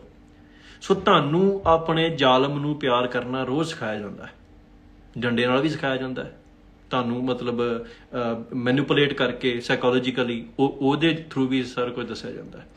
ਸੋ ਆਪਾਂ ਅੱਜ ਦੀ ਤਰੀਕ ਦੇ ਵਿੱਚ ਇਹ ਗੱਲ ਜ਼ਰੂਰ ਸਮਝੀਏ ਵੀ ਜਿਹੜਾ ਤਿਰੰਗਾ ਹੈ ਉਹ ਸਾਡਾ ਝੰਡਾ ਨਹੀਂ, ਬਲਕਿ ਇਹ ਉਹ ਝੰਡਾ ਹੈ ਜਿਹਨੇ ਸਾਡੇ ਤੇ ਬੇਅੰਤ ਜ਼ੁਲਮ ਕੀਤੇ ਨੇ, ਜਿਹਨੇ ਲੱਖਾਂ ਨੌਜਵਾਨ ਸਾਡੇ ਖੋ ਕੇ ਮਾਰਤੇ, ਜਿਹਨੇ ਸਾਡੇ ਧਾਰਮਿਕ ਸਥਾਨਾਂ ਤੇ ਹਮਲੇ ਕੀਤੇ। ਤੇ ਇਹ ਝੰਡੇ ਨੂੰ ਨਿਰਦੋਸ਼ ਨਹੀਂ ਕਿਹਾ ਜਾ ਸਕਦਾ, ਇਹਨੂੰ ਇਕੱਲਾ ਕੱਪੜੇ ਦਾ ਟੁਕੜਾ ਨਹੀਂ ਕਿਹਾ ਜਾ। ਜੇ ਕੱਪੜੇ ਦਾ ਟੁਕੜਾ ਹੈ ਤੇ ਫਿਰ ਮਤਲਬ ਇਹਦੀ ਬੇਅਦਬੀ ਕਰਨ ਤੇ ਸਜ਼ਾ ਕੀ ਹੁੰਦੀ ਹੈ? ਜੇ ਕੱਪੜੇ ਦਾ ਟੁਕੜਾ ਹੈ ਤੇ ਚੀਨ ਜਦੋਂ ਆਣ ਕੇ ਆਪਣਾ ਝੰਡਾ ਚਲਾ ਦਿੰਦਾ ਭਾਰਤੀ ਇਲਾਕੇ 'ਚ, ਫਿਰ ਉਹ ਤੋਂ ਆਫੈਂਸ ਕਿਉਂ ਲੈਂਦੇ ਨੇ? ਸੋ ਆਪਾਂ ਇਹ 15 ਅਗਸਤ ਨੂੰ ਜਿੱਥੇ ਸਰਕਾਰ ਕੋਲੋਂ ਲੱਖਾਂ ਵਸੀਲੇ ਨੇ ਉਹਨਾਂ ਨੇ ਝੰਡੇ ਭੇਜਣੇ ਨੇ, ਆਪਾਂ ਇੱਕ ਛੋਟੀ ਜਿਹੀ ਕੋਸ਼ਿਸ਼ ਇਹ ਕਰੀਏ ਵੀ ਆਪਾਂ ਆਪਣੇ ਘਰਾਂ ਦੇ ਉੱਤੇ ਨਿਸ਼ਾਨ ਸਾਹਿਬ ਚਲਾਈਏ। ਆਪਾਂ ਗੁਰੂ ਘਰਾਂ ਦੇ ਵਿੱਚ ਜਾ ਕੇ ਨਿਸ਼ਾਨ ਸਾਹਿਬ ਜਿਹੜਾ ਉਹਨੂੰ ਦੁਬਾਰਾ ਚੜਾਈਏ ਉੱਪਰ, ਤਾਂ ਜੋ ਇਹ ਪ੍ਰਤੱਖ ਹੋ ਸਕੇ ਵੀ ਜਿਹੜਾ ਗੁਲਾਮ ਰਾਜ 'ਚ ਜਿਹੜੀ ਆਜ਼ਾਦੀ ਦੀ ਭਾਵਨਾ ਹੈ, ਇਸ ਗੁਲਾਮ ਰਾਜ 'ਚ ਰਹਿੰਦਿਆਂ ਵੀ ਸਾਡੇ ਅੰਦਰ ਜਿਹੜੀ ਆਜ਼ਾਦੀ ਦੀ ਭਾਵਨਾ ਜਿਹੜੀ ਅਸੀਂ ਮੁਗਲਾਂ ਦੇ ਰਾਜ 'ਚ ਵੀ ਕਾਇਮ ਰੱਖੀ, ਅੰਗਰੇਜ਼ਾਂ ਦੇ ਰਾਜ 'ਚ ਵੀ ਕਾਇਮ ਰੱਖੀ, ਜੇ ਇਹ ਭਾਵਨਾ ਸਾਡੇ ਅੰਦਰ ਜੀਂਦੀ ਹੈ ਤੇ ਫਿਰ ਅਫਜ਼ਲ ਅਹਿਸਾਨ ਰੰਧਾਵਾ ਦੀ ਇੱਕ ਕਵਿਤਾ ਹੈ ਨਾ ਵੀ ਮੇਰਾ ਡੁੱਬਿਆ ਸੂਰਜ ਚੜ੍ਹੇਗਾ ਓੜਕ ਮੁੱਕੇਗੀ ਰਾਤ। ਦੇਖੋ ਨਾ ਤੇ ਰਾਤ ਕਦੇ ਸਦੀਵੀ ਰਹਿੰਦੀ ਹੈ, ਨਾ ਗੁਲਾਮੀ ਸਦੀਵੀ ਰਹਿੰਦੀ ਹੈ, ਨਾ ਸੂਰਜ ਸਦਾ ਡੁੱਬਿਆ ਰਹਿ ਸਕਦਾ ਹੈ। ਇਹ ਹਿੰਦੁਸਤਾਨ ਦਾ ਸੂਰਜ ਡੁੱਬੇਗਾ, ਖਾਲਸੇ ਰਾਜ ਦਾ ਸੂਰਜ ਚੜ੍ਹੇਗਾ, ਇਹਦੇ 'ਚ ਕੋਈ ਸ਼ੱਕ ਨਹੀਂ। ਰਾਤ ਵੀ ਢਲੇਗੀ ਤੇ ਚਾਨਣ ਵੀ ਹੋਏਗਾ। ਪਰ ਜੇ ਅਸੀਂ ਇਹ ਸੂਰਜ ਚੜ੍ਹਨ ਤੋਂ ਪਹਿਲਾਂ ਹੀ ਆਪਣੇ ਰਾਜ ਕਰਨ ਦੀ ਭਾਵਨਾ ਗਵਾ ਲਈ ਆਪਣੇ ਅੰਦਰੋਂ, ਫਿਰ ਜਿਹੜਾ ਸਾਡੇ ਵਾਸਤੇ ਔਖਾ ਹੋ ਜਾਊਗਾ। ਸੋ ਅਸੀਂ ਨਾਲੇ 15 ਅਗਸਤ ਦਾ ਇੱਕ ਆਪਾਂ ਹੋਰ ਵੀ ਤੱਥ ਜਿਹੜਾ ਵਾ ਉਹ ਵੀ ਵਿਚਾਰਨਾ ਆਪਣੇ ਲਈ ਜ਼ਰੂਰੀ ਹੈ ਵੀ 15 ਅਗਸਤ ਦੇ ਸਾਡੇ ਲਈ ਕੀ ਮਾਇਨੇ ਆ ਤੇ ਬਾਕੀ ਹਿੰਦੁਸਤਾਨ ਦੇ ਲੋਕਾਂ ਲਈ ਇਹਦੇ ਕੀ ਮਾਇਨੇ ਹੋ ਸਕਦੇ ਆ। ਜਦੋਂ 15 ਅਗਸਤ ਨੂੰ ਸੋ ਕਾਲਡ ਆਜ਼ਾਦ ਹੋਇਆ ਭਾਰਤ, ਵੰਡ ਹੋਈ ਹੈ, ਜਿਹੜਾ ਸਾਡੇ ਜਿਹਨੂੰ ਉਜਾੜਾ ਕਿਹਾ ਜਾਂਦਾ, ਆਮ ਬਜ਼ੁਰਗਾਂ ਨਾਲ ਗੱਲਬਾਤ ਕਰੋਗੇ ਤਾਂ ਉਹ ਕਹਿੰਦੇ ਉਜਾੜਾ ਹੈ। ਉਸ ਦਿਨ ਸਾਡੇ ਧਾਰਮਿਕ ਸਥਾਨ ਸਾਡੇ ਤੋਂ ਵਿਛੜੇ, ਲੱਖਾਂ ਧੀਆਂ ਭੈਣਾਂ ਦੀ ਬੇਪਤੀ ਹੋਈ, ਲੱਖਾਂ ਸਾਡੇ ਜਿਹੜੇ ਲੋਕ ਸੀ ਉਹ ਕਤਲ ਹੋ ਗਏ, ਮਿਲੀਅਨਸ ਦੇ ਵਿੱਚ, ਐਡਾ ਵੱਡਾ ਜੈਨੋਸਾਈਡ ਸੀ ਉਹ। ਉਸ ਤੋਂ ਬਾਅਦ ਸਾਡੀ ਡਿਸਪਲੇਸਮੈਂਟ ਆ, ਏਡੀ ਵੱਡੀ ਡਿਸਪਲੇਸਮੈਂਟ, ਮਾਸ ਡਿਸਪਲੇਸਮੈਂਟ ਜਿਹੜੀ ਸੀ ਹਿਸਟਰੀ 'ਚ ਕਿਤੇ ਨਹੀਂ ਹੋਈ ਵੀ ਜਿੱਥੇ ਲੋਕਾਂ ਨੂੰ ਆਪਣੇ ਜਿੱਥੇ ਉਹ ਰਹਿ ਰਹੇ ਸੀ ਉਹ ਘਰ-ਬਾਰ ਛੱਡ ਕੇ, ਸਦੀਆਂ ਤੋਂ ਜਿਹੜੇ ਰਹਿ ਰਹੇ ਸੀ ਪਰਿਵਾਰਾਂ ਦੇ ਪਰਿਵਾਰ, ਪਿੰਡਾਂ ਦੇ ਪਿੰਡ, ਉਹ ਛੱਡ ਕੇ ਦੂਜੀਆਂ ਜਗ੍ਹਾ ਤੇ ਜਾਣਾ ਪਿਆ, ਜ਼ਮੀਨਾਂ ਗਵਾ ਕੇ ਦੂਜੀ ਜਗ੍ਹਾ ਤੇ ਜਾਣਾ ਪਿਆ। ਸੋ ਸਾਡੇ ਲਈ ਇਹਨੂੰ ਸੈਲੀਬ੍ਰੇਟ ਕਰਨਾ ਬਣਦਾ ਨਹੀਂ। ਹੁਣ ਕਈ ਬੰਦੇ ਇਹ ਵੀ ਕਹਿਣਗੇ ਵੀ ਜੀ ਇਹ ਸੈਲੀਬ੍ਰੇਟ ਨਹੀਂ ਕਰਨਾ, ਫਿਰ ਉਦੋਂ ਨਿਸ਼ਾਨ ਸਾਹਿਬ ਕਿਉਂ ਚੜਾਉਣਾ? ਨਿਸ਼ਾਨ ਸਾਹਿਬ ਸਾਡੀ ਫਤਿਹ ਦਾ ਵੀ ਪ੍ਰਤੀਕ ਹੈ ਤੇ ਸਾਡੀ ਜੁਝਾਰੂ ਬਿਰਤੀ ਦਾ ਵੀ ਪ੍ਰਤੀਕ ਹੈ। ਜਿਵੇਂ ਵੱਡਾ ਘੱਲੂਘਾਰਾ ਹੋਇਆ ਜਦੋਂ ਅਬਦਾਲੀ ਨੇ ਇੱਕੇ ਦਿਨ 'ਚ ਅੱਧੀ ਕੌਮ ਨੂੰ ਖਤਮ ਕਰ ਦਿੱਤਾ, ਅੱਧੀ ਕੌਮ ਸ਼ਹੀਦ ਹੋ ਜਾਂਦੀ ਹੈ ਤੇ ਸ਼ਾਮ ਨੂੰ ਜਦੋਂ ਨਿਸ਼ਾਨ ਸਾਹਿਬ ਦੇ ਹੇਠ ਅਰਦਾਸ ਹੁੰਦੀ ਹੈ, ਉਸ ਅਰਦਾਸ ਦੇ ਵਿੱਚ ਸਿੱਖ ਮਹਾਰਾਜ ਦਾ ਸ਼ੁਕਰਾਨਾ ਕਰਦੇ ਨੇ, ਜਿੱਦਣ ਸਾਡਾ ਇਹਨਾਂ ਨੁਕਸਾਨ ਹੋਇਆ ਵੀ ਸਾਡਾ ਦਿਨ ਸੁੱਖਾਂ ਨਾਲ ਬੀਤਿਆ ਤੇ ਸਾਡੇ ਸਿਰ ਤੇ ਹੱਥ ਰੱਖਣਾ। ਇਹੋ ਹੀ ਅਰਦਾਸ ਅਸੀਂ 15 ਅਗਸਤ ਨੂੰ ਵੀ ਕਰਨੀ ਹੈ ਵੀ ਜੋ ਕੁਛ ਹੋਇਆ ਮਾਲਕ ਦੀ ਰਜ਼ਾ 'ਚ ਹੋਇਆ, ਪਰ ਇਹਦਾ ਮਤਲਬ ਇਹ ਨਹੀਂ ਵੀ ਸਿੱਖਾਂ ਨੇ ਅਬਦਾਲੀ ਨੂੰ ਮਾਫ ਕਰ ਦਿੱਤਾ। ਵੱਡੇ ਘੱਲੂਘਾਰੇ ਤੋਂ 9 ਮਹੀਨੇ ਬਾਅਦ ਸਿੱਖਾਂ ਨੇ ਅੰਮ੍ਰਿਤਸਰ ਸਾਹਿਬ ਦੇ ਵਿੱਚ ਜਿਹੜੇ ਲਾਗੇ ਲਾਹੌਰ ਦੀ ਜਿਹੜੀ ਲੜਾਈ ਸੀ ਉਹ 'ਚ ਅਬਦਾਲੀ ਨੂੰ ਹਰਾਇਆ ਤੇ ਅਬਦਾਲੀ ਤੋਂ ਬਾਅਦ ਕਦੇ ਵੀ ਪੰਜਾਬ 'ਚ ਨਹੀਂ ਵੜ ਸਕਿਆ। ਤਾਂ ਸਾਨੂੰ ਇਹ ਗੱਲ ਸਮਝਣੀ ਚਾਹੀਦੀ ਹੈ, ਜਿਹੜੇ ਬੰਦੇ ਬਹੁਤ ਜ਼ਿਆਦਾ ਨੈਸ਼ਨਲਿਜ਼ਮ 'ਚ ਗਰਸੇ ਗਏ ਆ, ਜਿਨ੍ਹਾਂ ਦੇ ਬਚਪਨ, ਬਹੁਤੇ ਬੰਦੇ ਤੁਸੀਂ ਵੇਖੋਗੇ ਜਿਹੜੇ ਸਕੂਲਾਂ 'ਚ, ਆਰਮੀ ਸਕੂਲਾਂ 'ਚ ਪੜ੍ਹੇ ਹੁੰਦੇ, ਉਹਨਾਂ ਦੇ ਵਾਸਤੇ ਇਹ ਬੜਾ ਹੁੰਦਾ ਵੀ ਦੇਖੋ ਜੀ ਆਰਮੀ ਜਿਹੜੀ ਆ ਅਸੀਂ ਤਾਂ ਕਰਦੇ ਹਾਂ, ਪੋਲੀਟੀਕਲ ਸਿਸਟਮ ਮਾੜਾ ਹੋ ਸਕਦਾ ਹੈ। ਦੇਖੋ ਪੋਲੀਟੀਕਲ ਸਿਸਟਮ ਕਿੰਨਾ ਵੀ ਮਾੜਾ ਹੋਵੇ ਉਹ ਸਿਰਫ ਮਿਨੋਰਿਟੀ ਦੇ ਖਿਲਾਫ ਹੀ ਜਾਂਦਾ ਹੈ। ਸੋ ਜੇ ਇਹ ਸਿਸਟਮ ਗੰਦਾ ਹੈ ਤੇ ਇਹ ਅਸੀਂ ਠੇਕਾ ਥੋੜ੍ਹੀ ਲਿਆ ਵੀ ਇਹ ਗੰਦੇ ਸਿਸਟਮ ਦੇ ਵਿੱਚ ਅਸੀਂ ਆਪਣੀਆਂ ਧੀਆਂ ਭੈਣਾਂ ਦੀ ਬੇਪਤੀ ਕਰਵਾਈ ਜਾਈਏ। ਸਾਨੂੰ ਅੱਜ ਵੀ ਇਹ ਚੇਤਾ ਰੱਖਣਾ ਚਾਹੀਦਾ ਹੈ ਵੀ ਇਹ ਸਿਸਟਮ ਸਿੱਖਾਂ ਦੀਆਂ ਜਿਹੜੀਆਂ ਲਾਸ਼ਾਂ ਦੇ ਢੇਰ ਦੇ ਉੱਤੇ ਖੜਾ ਕੀਤਾ ਗਿਆ ਤੇ ਅਸੀਂ ਤੇ ਇਹਨੂੰ ਅਪਰੂਵ ਵੀ ਨਹੀਂ ਕੀਤਾ। ਕਿਸੇ ਸਿੱਖ ਨੁਮਾਇੰਦੇ ਨੇ ਭਾਰਤ ਦੀ ਆਜ਼ਾਦੀ ਨੂੰ ਅਪਰੂਵ ਨਹੀਂ ਕੀਤਾ, ਉਹਨਾਂ ਨੇ ਕਨਸਟੀਟਿਊਸ਼ਨ ਤੇ ਸਾਈਨ ਨਹੀਂ ਕੀਤੇ। ਸੋ ਸਾਡੇ ਦੇ ਉੱਤੇ ਇਹ ਸਿਸਟਮ ਥੋਪਣਾ ਵੈਸੇ ਹੀ ਜਿਹੜਾ ਵਾ ਨਿਆਂ ਨਹੀਂ ਹੈਗਾ। ਅਸੀਂ ਬਹੁਤ ਲੜਾਈ ਲੜੀ ਵੀ ਸ਼ਾਇਦ ਕੋਈ ਹਿੰਦੁਸਤਾਨ ਦੇ ਵਿੱਚ ਕਿਸੇ ਕਿਸਮ ਦੀ ਜਿਹੜੀ ਸਾਨੂੰ ਕੋਈ ਸਪੇਸ ਮਿਲੇ ਜਿੱਥੇ ਅਸੀਂ ਆਪਣੀ ਡਾਇਵਰਸਿਟੀ ਨੂੰ ਮਾਣ ਸਕੀਏ, ਆਜ਼ਾਦੀ ਨੂੰ ਮਾਣ ਸਕੀਏ। ਉਹਦੇ ਲਈ ਅਸੀਂ ਪੰਜਾਬੀ ਸੂਬੇ ਦਾ ਮੋਰਚਾ ਲੜਿਆ, ਜਿਹੜਾ ਸਾਨੂੰ ਮਤਲਬ ਸਾਡੇ ਇਲਾਕੇ ਹੋਰ ਵੰਡੇ ਗਏ। ਉਹ ਤੋਂ ਬਾਅਦ ਅਸੀਂ ਬੋਲੀ ਦਾ ਸੰਘਰਸ਼ ਲੜਿਆ, ਫਿਰ ਅਸੀਂ ਪੰਜਾਬ ਦੇ ਪਾਣੀਆਂ ਦੀ, ਪੰਜਾਬੀ ਬੋਲਦੇ ਇਲਾਕਿਆਂ ਦੀ ਗੱਲ ਦੁਬਾਰਾ ਸ਼ੁਰੂ ਕੀਤੀ। 78 ਦਾ ਸਾਕਾ ਹੋਇਆ, ਫਿਰ ਦਰਬਾਰ ਸਾਹਿਬ ਤੇ ਹਮਲਾ ਹੋ ਗਿਆ। ਹੁਣ ਉਹ ਤੋਂ ਬਾਅਦ ਸਾਡਾ ਕੋਈ ਮੋਰਲ ਰਿਸਪੌਂਸਿਬਿਲਿਟੀ ਸਾਡੀ ਨਹੀਂ ਰਹਿੰਦੀ ਵੀ ਅਸੀਂ ਹਿੰਦੁਸਤਾਨ ਦੇ ਕਿਸੇ ਸਿਸਟਮ ਨੂੰ ਸੁਧਾਰਨ ਲਈ ਕੋਈ ਵੀ ਯਤਨ ਕਰੀਏ। ਇਹ ਸਿਸਟਮ ਵਿਗੜ ਕੇ ਖਤਮ ਹੋ ਜਾਵੇ ਸਾਡੇ ਲਈ ਬੈਟਰ ਹੈ, ਕਿਉਂਕਿ ਸਾਡੇ ਜੇ ਸੁਧਰਦਾ ਵੀ ਹੈ ਸਿਸਟਮ ਇੱਥੇ ਤੇ ਸਾਡੇ ਹਾਲਾਤ ਨਹੀਂ ਸੁਧਰਨਗੇ। ਕਈ ਬੰਦੇ ਕਹਿਣਗੇ ਵੀ ਨੌਕਰੀਆਂ ਦੀ ਗੱਲ ਕਰੋ, ਫਲਾਣਿਆਂ ਦੀ ਗੱਲ ਕਰੋ, ਫਾਈਨੈਂਸ਼ੀਅਲੀ ਪ੍ਰੋਬਲਮਸ ਨੇ ਲੋਕਾਂ ਨੂੰ। ਤੁਸੀਂ ਇਹ ਚੇਤਾ ਰੱਖੋ ਵੀ ਜਿਹੜੇ ਦਿੱਲੀ ਦੇ ਸਿੱਖ ਸਨ ਉਹ ਫਾਈਨੈਂਸ਼ੀਅਲੀ ਸਾਰਿਆਂ ਨਾਲੋਂ ਜ਼ਿਆਦਾ ਤਗੜੇ ਸੀ। ਦਿੱਲੀ ਦੇ ਵਿੱਚ ਰਹਿੰਦੀਆਂ ਬਾਕੀ ਧਿਰਾਂ ਦੇ ਨਾਲੋਂ ਦਿੱਲੀ ਦੇ ਸਿੱਖ ਸਭ ਨੂੰ ਵੱਧ ਅਮੀਰ ਸੀ, ਸਭ ਨੂੰ ਵੱਧ ਵੈਲਦੀ ਸੀ। ਪਰ ਉਹਨਾਂ ਦਾ ਜਿਸ ਤਰੀਕੇ ਨਾਲ ਹਸ਼ਰ ਹੋਇਆ ਤਾਂ ਰੇਹੜੀ ਲਾਉਣ ਵਾਲੇ ਬੰਦਿਆਂ ਤੱਕ ਨੇ ਦਿੱਲੀ ਦੇ ਸਿੱਖਾਂ ਦੇ ਨਾਲ ਕਤਲੇਆਮ ਕੀਤਾ ਸਾਡੇ ਨਾਲ। ਇਹਦਾ ਅਰਥ ਕੀ ਹੈ? ਵੀ ਗੁਲਾਮ ਜਿਹੜਾ ਹੈ ਉਹ ਰੇੜੀ ਵੀ ਲਾਉਂਦਾ ਹੋਵੇ ਤੇ ਉਹਦੇ ਕੋਲ ਵੱਧ ਪਾਵਰ ਹੈ, ਪੋਲੀਟੀਕਲ ਪਾਵਰ ਵੀ ਹੈ, ਜਿਹੜੀ ਆਪਣੀ ਨਿਜ਼ਾਮ ਦੀ ਪਾਵਰ ਹੈ ਜਿਹਨੂੰ ਆਪਾਂ ਮਤਲਬ ਕਾਨੂੰਨੀ ਤਾਕਤ ਕਹਿੰਦੇ ਉਹ ਵੀ ਹੈਗੀ ਹੈ ਹਨਾ। ਉਹਦੇ ਲਈ ਸਿਸਟਮ ਉਹਦੇ ਲਈ ਬਣਿਆ ਹੈ ਸਿਸਟਮ। ਸੋ ਆਪਾਂ ਬਸ਼ਰਤੇ ਵੀ ਇਹਨਾਂ ਗੱਲਾਂ ਦੇ ਵਿੱਚ ਉਲਝੀਏ ਵੀ ਸਾਨੂੰ ਇਹ ਕਰਨਾ ਚਾਹੀਦਾ ਕਿ ਨਹੀਂ ਕਰਨਾ ਚਾਹੀਦਾ, ਵੀ ਸਾਨੂੰ ਇਹ ਤਿਰੰਗੇ ਦਾ ਵਿਰੋਧ ਕਰ ਸਕਦੇ ਸੋ ਜੀ ਸਦਕੇ ਕਰੋ, ਨਹੀਂ ਕਰ ਸਕਦੇ ਤੇ ਘੱਟੋ ਘੱਟ ਜਿਹੜੀ ਹੈ ਦੇਸ਼ ਭਗਤੀ ਵਾਲੀ ਭਾਵਨਾ। ਅੱਜ ਤੁਹਾਡੇ ਘਰ 'ਚ ਇੱਕ ਛੋਟੀ ਪੀੜ੍ਹੀ ਹੈ, ਤੁਹਾਡੇ ਘਰ ਦੇ ਵਿੱਚ ਇੱਕ ਬੱਚੇ ਨੇ ਜਿਹੜੇ ਆਪਣਾ ਕੀ ਨਾਂ ਲਈਦਾ ਵਾ, ਜਿਨ੍ਹਾਂ ਨੇ ਗਾਂ ਵੱਡੇ ਹੋਣਾ। ਸਾਡੇ ਮਾਂ ਪਿਓ ਜਿੱਥੇ ਲੈਕ ਕੀਤਾ ਉਹਨਾਂ ਦੀ ਇੱਕ ਲਿਮਿਟੇਸ਼ਨ ਸੀ, ਉਹ ਬੜੇ ਤਗੜੇ ਜਿਹੜਾ ਫਿਜ਼ੀਕਲ ਜੈਨੋਸਾਈਡ ਚੋਂ ਲੰਘ ਕੇ ਆਏ ਸੀ, ਉਹਨਾਂ ਦੇ ਕੋਲ ਇੰਨੀ ਸ਼ਮਤਾ ਨਹੀਂ ਸੀ ਬਚੀ ਵੀ ਉਹ ਸਾਨੂੰ ਇਹਨਾਂ ਚੀਜ਼ਾਂ ਤੋਂ ਬਚਾ ਸਕਦੇ। ਪਰ ਸਾਨੂੰ ਅੱਜ ਇੰਨੀ ਅਵੇਅਰਨੈਸ ਹੈ ਵੀ ਅਸੀਂ ਜਿਹੜੇ ਆਪਣੇ ਬੱਚੇ ਆ ਗਾਂ, ਜਿਹੜੇ 2 4 5 10 ਸਾਲ ਦੀ ਉਮਰ ਦੇ ਬੱਚੇ, ਉਹਨਾਂ ਨੂੰ ਇਸ ਟੀਵੀ ਦੇ ਨੈਸ਼ਨਲਿਜ਼ਮ ਤੋਂ ਬਚਾ ਲਈਏ, ਉਹਨਾਂ ਨੂੰ ਅਸੀਂ ਇਹਨਾਂ ਚੀਜ਼ਾਂ ਤੋਂ ਦੂਰ ਰੱਖੀਏ। ਉਹਨਾਂ ਦੇ ਸਕੂਲਾਂ ਦੇ ਵਿੱਚ ਅਸੀਂ ਵੇਖੀਏ ਵੀ ਇਹਨਾਂ ਦੇ ਸਕੂਲਾਂ ਦੇ ਵਿੱਚ ਸਾਡੇ ਬੱਚਿਆਂ ਨੂੰ ਇਹ ਤਾਂ ਨਹੀਂ ਕਿਤੇ ਵੀ ਸਾਡੇ ਖਿਲਾਫ। ਦੇਖੋ ਜੇ ਤੁਸੀਂ ਹਿੰਦੁਸਤਾਨੀ ਬਣੋਗੇ ਲਾਜ਼ਮੀ ਜੀ ਗੱਲ, ਤੁਸੀਂ ਪੰਜਾਬ ਵਿਰੋਧੀ ਵੀ ਬਣੋਗੇ ਨਾਲ ਦੀ ਨਾਲ। ਇੱਦਾਂ ਨਹੀਂ ਹੋ ਸਕਦਾ ਵੀ ਤੁਸੀਂ ਹਿੰਦੁਸਤਾਨ ਨੂੰ ਵੀ ਪਿਆਰ ਕਰਦੇ ਜੋ ਤੇ ਪੰਜਾਬ ਨੂੰ ਵੀ ਕਰਦੇ ਜੋ, ਇਹ ਕੰਟਰਾਡਿਕਟਰੀ ਗੱਲ ਹੈ। ਹਿੰਦੁਸਤਾਨ ਦੀ ਜਿਹੜੀ ਹੋਂਦ ਹੈ ਉਹ ਪੰਜਾਬ ਦੀ ਮੜੀ ਤੇ ਖੜੀ ਹੈ। ਪੰਜਾਬ ਜੇ ਆਬਾਦ ਹੁੰਦਾ ਤੇ ਹਿੰਦੁਸਤਾਨ ਆਬਾਦ ਨਹੀਂ ਰਹਿੰਦਾ। ਸੋ ਇਹ ਗੱਲਾਂ ਤੇ ਭੁੱਲ ਜਾਓ ਨਾ ਵੀ ਤੁਸੀਂ ਦੋਵਾਂ ਧਿਰਾਂ ਦੇ ਨਾਲ ਜੋ ਜੀ ਤੁਸੀਂ ਕਈ ਬੰਦੇ ਕਹਿੰਦੇ ਸਰਬੱਤ ਦਾ ਭਲਾ ਮੰਗਣ ਦਾ ਅਰਥ ਵੀ ਇਹ ਨਹੀਂ ਹੁੰਦਾ ਵੀ ਤੁਸੀਂ ਆਪਣੀ ਕਬਰ ਪੁੱਟ ਕੇ ਤੇ ਉਹ ਮਿੱਟੀ ਲੋਕਾਂ ਦੇ ਘਰ ਬਣਾਉਣ ਨੂੰ ਦੇ ਦਿਓ। ਪਹਿਲਾਂ ਜਿਹੜਾ ਵਾ ਉਹ ਆਪਣਾ ਘਰ ਸਵਾਰਨਾ ਚਾਹੀਦਾ। ਜਿਹੜੇ ਬੰਦੇ ਆਪ ਗੁਲਾਮ ਹੋਣ, ਜਿਹੜੀਆਂ ਕੌਮਾਂ ਗੁਲਾਮ ਹੋਣ, ਉਹਨਾਂ ਨੂੰ ਘੱਟੋ ਘੱਟ ਇਹੋ ਜਿਹੀਆਂ ਨੌਨਸੈਂਸ ਗੱਲਾਂ ਤੋਂ ਉੱਪਰ ਉੱਠਣਾ ਚਾਹੀਦਾ ਵੀ ਅਸੀਂ ਤੇ ਦੇਖੋ ਜੀ ਕਿਸੇ ਦੇ ਵਿਰੋਧ 'ਚ ਨਹੀਂ ਹੁੰਦੇ, ਅਸੀਂ ਕਿਸੇ ਦਾ ਵਿਰੋਧ ਕਰਦੇ ਨਹੀਂ, ਜਾਂ ਸਾਨੂੰ ਤੇ ਗੁਰੂ ਸਾਹਿਬ ਨੇ ਗੁਰੂ ਸਾਹਿਬ ਨੇ ਵਿਰੋਧ ਕਰਨਾ ਵੀ ਸਿਖਾਇਆ, ਗੁਰੂ ਸਾਹਿਬ ਨੇ ਜੰਗ ਲੜਨੀ ਵੀ ਸਿਖਾਈ ਹੈ, ਗੁਰੂ ਸਾਹਿਬ ਨੇ ਯੁੱਧ ਲੜਨਾ ਵੀ ਸਿਖਾਇਆ, ਗੁਰੂ ਸਾਹਿਬ ਨੇ ਸਾਨੂੰ ਸਾਰਾ ਕੁਝ ਸਿਖਾਇਆ। ਪਰ ਸਾਡੀ ਪ੍ਰੋਬਲਮ ਇਹ ਆ ਵੀ ਅਸੀਂ ਪਿਕ ਐਂਡ ਚੂਜ਼ ਕਰਦੇ ਹਾਂ, ਜਿਹੜੀ ਚੀਜ਼ ਸਾਨੂੰ ਸੂਟ ਕਰਦੀ ਹੈ ਅਸੀਂ ਉਹਨੂੰ ਯੂਜ਼ ਕਰਕੇ ਤੇ ਆਪਣੀ ਕਰੰਟ ਪੋਜੀਸ਼ਨ ਨੂੰ ਜਸਟੀਫਾਈ ਕਰਦੇ ਹਾਂ, ਸੰਘਰਸ਼ ਤੋਂ ਅਸੀਂ ਭੱਜਦੇ ਹਾਂ। ਸੋ ਜਿਹੜਾ 15 ਅਗਸਤ ਹੈ, ਇਸ ਦਿਨ ਅਸੀਂ ਐਕਟਿਵਲੀ ਕੋਸ਼ਿਸ਼ ਕਰਨੀ ਹੈ ਵੀ ਨਿਸ਼ਾਨ ਸਾਹਿਬ ਜਿਹੜੇ ਆ ਉਹਨਾਂ ਨੂੰ ਚੜਾਈਏ। ਇੱਕ ਘਰ ਦੇ ਵਿੱਚ ਇੱਕ ਨਿਸ਼ਾਨ ਸਾਹਿਬ ਰੱਖਣਾ ਕੋਈ ਬਹੁਤ ਵੱਡਾ ਮੇਰੇ ਖਿਆਲ ਨਾਲ ਕੋਈ ਕੰਮ ਨਹੀਂ ਹੈਗਾ। ਸਤਿਕਾਰ ਸਹਿਤ ਜਦੋਂ ਵੀ ਕੋਈ ਸਿੱਖ ਦਿਹਾੜਾ ਆਉਂਦਾ ਉਹ ਨਿਸ਼ਾਨ ਸਾਹਿਬ ਨੂੰ ਚੜਾਉਣਾ, ਆਪਣੇ ਬੱਚਿਆਂ ਨੂੰ ਇਹ ਦੱਸਣਾ ਵੀ ਬੇਸ਼ੱਕ ਅੱਜ ਸਾਡੇ ਕੋਲ ਉਸ ਤਰ੍ਹਾਂ ਦੀ ਆਜ਼ਾਦੀ ਨਹੀਂ ਹੈਗੀ ਜਿਸ ਤਰ੍ਹਾਂ ਦੀ ਹੋਣੀ ਚਾਹੀਦੀ ਹੈ, ਪਰ ਇਹ ਨਿਸ਼ਾਨ ਪ੍ਰਤੀਕ ਹੈ ਵੀ ਅਸੀਂ ਰਾਜ ਕੀਤਾ ਤੇ ਅਸੀਂ ਰਾਜ ਕਰਾਂਗੇ।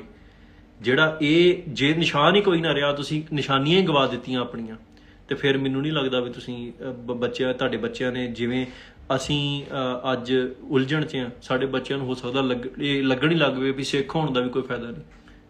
ਇਹ ਵੀ ਜਿਤਾ ਸਕਦੀ ਹੈ ਨਾ ਹੁਕੂਮਤ, ਕਿਉਂਕਿ ਹੁਕੂਮਤ ਕੋਲ ਟੂਲ ਹੈ। ਉਹ ਬੱਚੇ ਜਿਸ ਏਜ ਦੇ ਵਿੱਚ ਉਹਨਾਂ ਨੇ ਪੜ੍ਹਨਾ ਲਿਖਣਾ, ਜਿਸ ਏਜ 'ਚ ਉਹਨਾਂ ਸਿੱਖੀ ਨਾਲ ਜੁੜਨਾ, ਉਸ ਉਮਰ ਦੇ ਵਿੱਚ ਉਹਨਾਂ ਨੂੰ ਮੈਨੂਪੂਲੇਟ ਕਰਕੇ ਸਾਈਕੋਲੋਜੀਕਲੀ ਉਹਨਾਂ ਨੂੰ ਪਰਮਾਨੈਂਟਲੀ ਡਿਸੇਬਲ ਕੀਤਾ ਜਾਂਦਾ ਹੈ। ਡਿਸੇਬਿਲਿਟੀ ਤੋਂ ਭਾਵ ਹੈ ਵੀ ਜਦੋਂ ਤੁਸੀਂ ਸਵੈ ਨਫ਼ਰਤੀ ਹੋ ਜਾਓ, ਸੈਲਫ ਹੇਟ ਕਰਨ ਲੱਗ ਪਓ ਆਪਣੀਆਂ ਨਿਸ਼ਾਨੀਆਂ ਨੂੰ, ਆਪਣੇ ਪਹਿਰਾਵੇ ਨੂੰ, ਬਾਣੇ ਨੂੰ, ਉਦੋਂ ਤੁਸੀਂ ਪਰਮਾਨੈਂਟ ਜਿਹੜੀ ਮੈਂਟਲ ਡਿਸੇਬਿਲਿਟੀ ਇਹਨੂੰ ਗਿਣਿਆ ਜਾਣਾ ਚਾਹੀਦਾ ਵੀ ਜਿਹੜੀ ਵੀ ਕੌਮ ਆਪਣੇ ਵਜੂਦ ਤੋਂ ਭਾਈਦੀ ਹੈ ਉਹ ਮੈਂਟਲੀ ਡਿਸੇਬਲ ਹੋ ਜਾਂਦੀ ਹੈ। ਸੋ ਪੀੜ੍ਹੀਆਂ ਨੂੰ ਬਚਾਉਣ ਦਾ ਇਹੋ ਤਰੀਕਾ ਹੁੰਦਾ ਵੀ ਜਿਹੜੀ ਅਰਲੀ ਏਜਸ ਆ ਉਹਨਾਂ ਦੇ ਵਿੱਚ ਉਹਨਾਂ ਨੂੰ ਇਹੋ ਜਿਹੀਆਂ ਚੀਜ਼ਾਂ ਦੇ ਐਕਸਪੋਜ਼ਰ ਤੋਂ ਬਚਾਇਆ ਜਾ ਸਕੇ। ਇਹ ਨਸ਼ੇ ਤੋਂ ਵੀ ਭੈੜੀ ਲੱਤ ਹੈ ਜਿਹੜੀ ਵੀ ਆਪਣੀ ਗੁਲਾਮੀ ਨੂੰ ਜਸਟੀਫਾਈ ਕਰੀ ਜਾਣਾ, ਆਪਣੀ ਕਰੰਟ ਪੋਜੀਸ਼ਨ ਨੂੰ ਜਸਟੀਫਾਈ ਕਰੀ ਜਾਣਾ, ਆਪਣੀਆਂ ਚੀਜ਼ਾਂ ਦਾ ਇਹ ਕਹੀ ਜਾਣਾ ਵੀ ਦੇਖੋ ਜੀ ਸਾਡੇ ਹੱਥ ਵੱਸ ਕੁਛ ਨਹੀਂਗਾ, ਇਹਨਾਂ ਗੱਲਾਂ ਦੇ ਮਾਇਨੇ ਕੀ ਹੈ। ਹਰ ਗੱਲ ਦਾ ਮਾਇਨਾ ਹੈ ਜਦੋਂ ਤੁਸੀਂ ਗੁਲਾਮ ਹੋ। ਜਦੋਂ ਅਮਰੀਕਾ ਨੇ ਆਜ਼ਾਦੀ ਲਈ ਹੈ ਗੋਰਿਆਂ ਦੇ ਕੋਲੋਂ, ਬ੍ਰਿਟਿਸ਼ ਅਮਰੀਕਾ ਨੇ ਕਲੋਨੀ ਤੋਂ ਗੋਰਿਆਂ ਨਾਲ ਲੜ ਕੇ ਤੇ ਉੱਥੋਂ ਉਹਨਾਂ ਨੂੰ ਭਜਾਇਆ ਇੰਗਲੈਂਡ ਨੂੰ। ਉਹਨਾਂ ਨੇ ਸਾਰਾ ਕੁਝ ਪੁੱਠਾ ਕਰ ਦਿੱਤਾ। ਉਹਨਾਂ ਨੇ ਸਟੀਅਰਿੰਗ ਲੈਫਟ ਸਾਈਡ ਤੇ ਲੈ ਤਾ ਕਾਰਾਂ ਦਾ, ਉਹਨਾਂ ਨੇ ਸਵਿਚ ਤਾਂ ਨੂੰ ਉਹਨਾਂ ਦੇ ਆਨ ਹੁੰਦੇ ਆ ਇੰਗਲੈਂਡ 'ਚ, ਜਾਂ ਜਿਹੜੀਆਂ ਇੰਗਲੈਂਡ ਦੀਆਂ ਕਲੋਨੀਆਂ ਸੀ ਉੱਥੇ ਠਾਹ ਨੂੰ ਚੱਲਦਾ ਸਾਰਾ ਸਿਸਟਮ ਹੈ ਨਾ, ਰਾਈਟ ਹੈਂਡ ਸਟੀਅਰਿੰਗ ਸਾਰਾ ਕੁਝ। ਸੋ ਉਹਨਾਂ ਨੇ ਅਸਲ 'ਚ ਇਹ ਕਿਹਾ ਵੀ ਜਿਹੜੀ ਆਜ਼ਾਦੀ ਹੈ ਨਾ, ਆਜ਼ਾਦੀ ਗੁਲਾਮੀ ਦੀ ਨਿਸ਼ਾਨੀ ਨਹੀਂ ਰੱਖਣੀ ਕੋਈ। ਜੋ ਕੰਮ ਤੁਹਾਡਾ ਪ੍ਰੈਸ਼ਰ ਕਰਦਾ ਰਿਹਾ ਉਹ ਤੁਸੀਂ ਨਹੀਂ ਕਰਨਾ ਜਿਹਨੇ ਤੁਹਾਨੂੰ ਗੁਲਾਮ ਬਣਾਇਆ। ਸੋ ਕਈ ਵਾਰ ਸਾਨੂੰ ਇਹ ਸਮਝ ਨਹੀਂ ਹੁੰਦੀ ਵੀ ਆਜ਼ਾਦੀ ਦੇ ਮਾਇਨੇ ਕੀ ਹੈ ਜਿੰਨਾ ਚਿਰ ਅਸੀਂ ਉਹ ਪ੍ਰਾਪਤ ਨਹੀਂ ਕਰ ਲੈਂਦੇ, ਜਿੰਨਾ ਚਿਰ ਅਸੀਂ ਉਹਦਾ ਇੱਕ ਝਲਕਾਰਾ ਨਹੀਂ ਵੇਖਦੇ। ਅੱਜ ਬਹੁਤ ਥਾਵਾਂ ਤੇ ਖਾਲਿਸਤਾਨ ਦਾ ਸੰਘਰਸ਼ ਚੱਲਦਾ ਹੈ, ਬੜੇ ਰੂਪਾਂ 'ਚ ਚੱਲ ਰਿਹਾ। ਸਾਨੂੰ ਹਰ ਇੱਕ ਦਾ ਸਤਿਕਾਰ ਕਰਨਾ ਚਾਹੀਦਾ। ਸਾਨੂੰ ਇਹ ਸਮਝਣਾ ਚਾਹੀਦਾ ਹੈ ਵੀ ਜਿਹੜੀ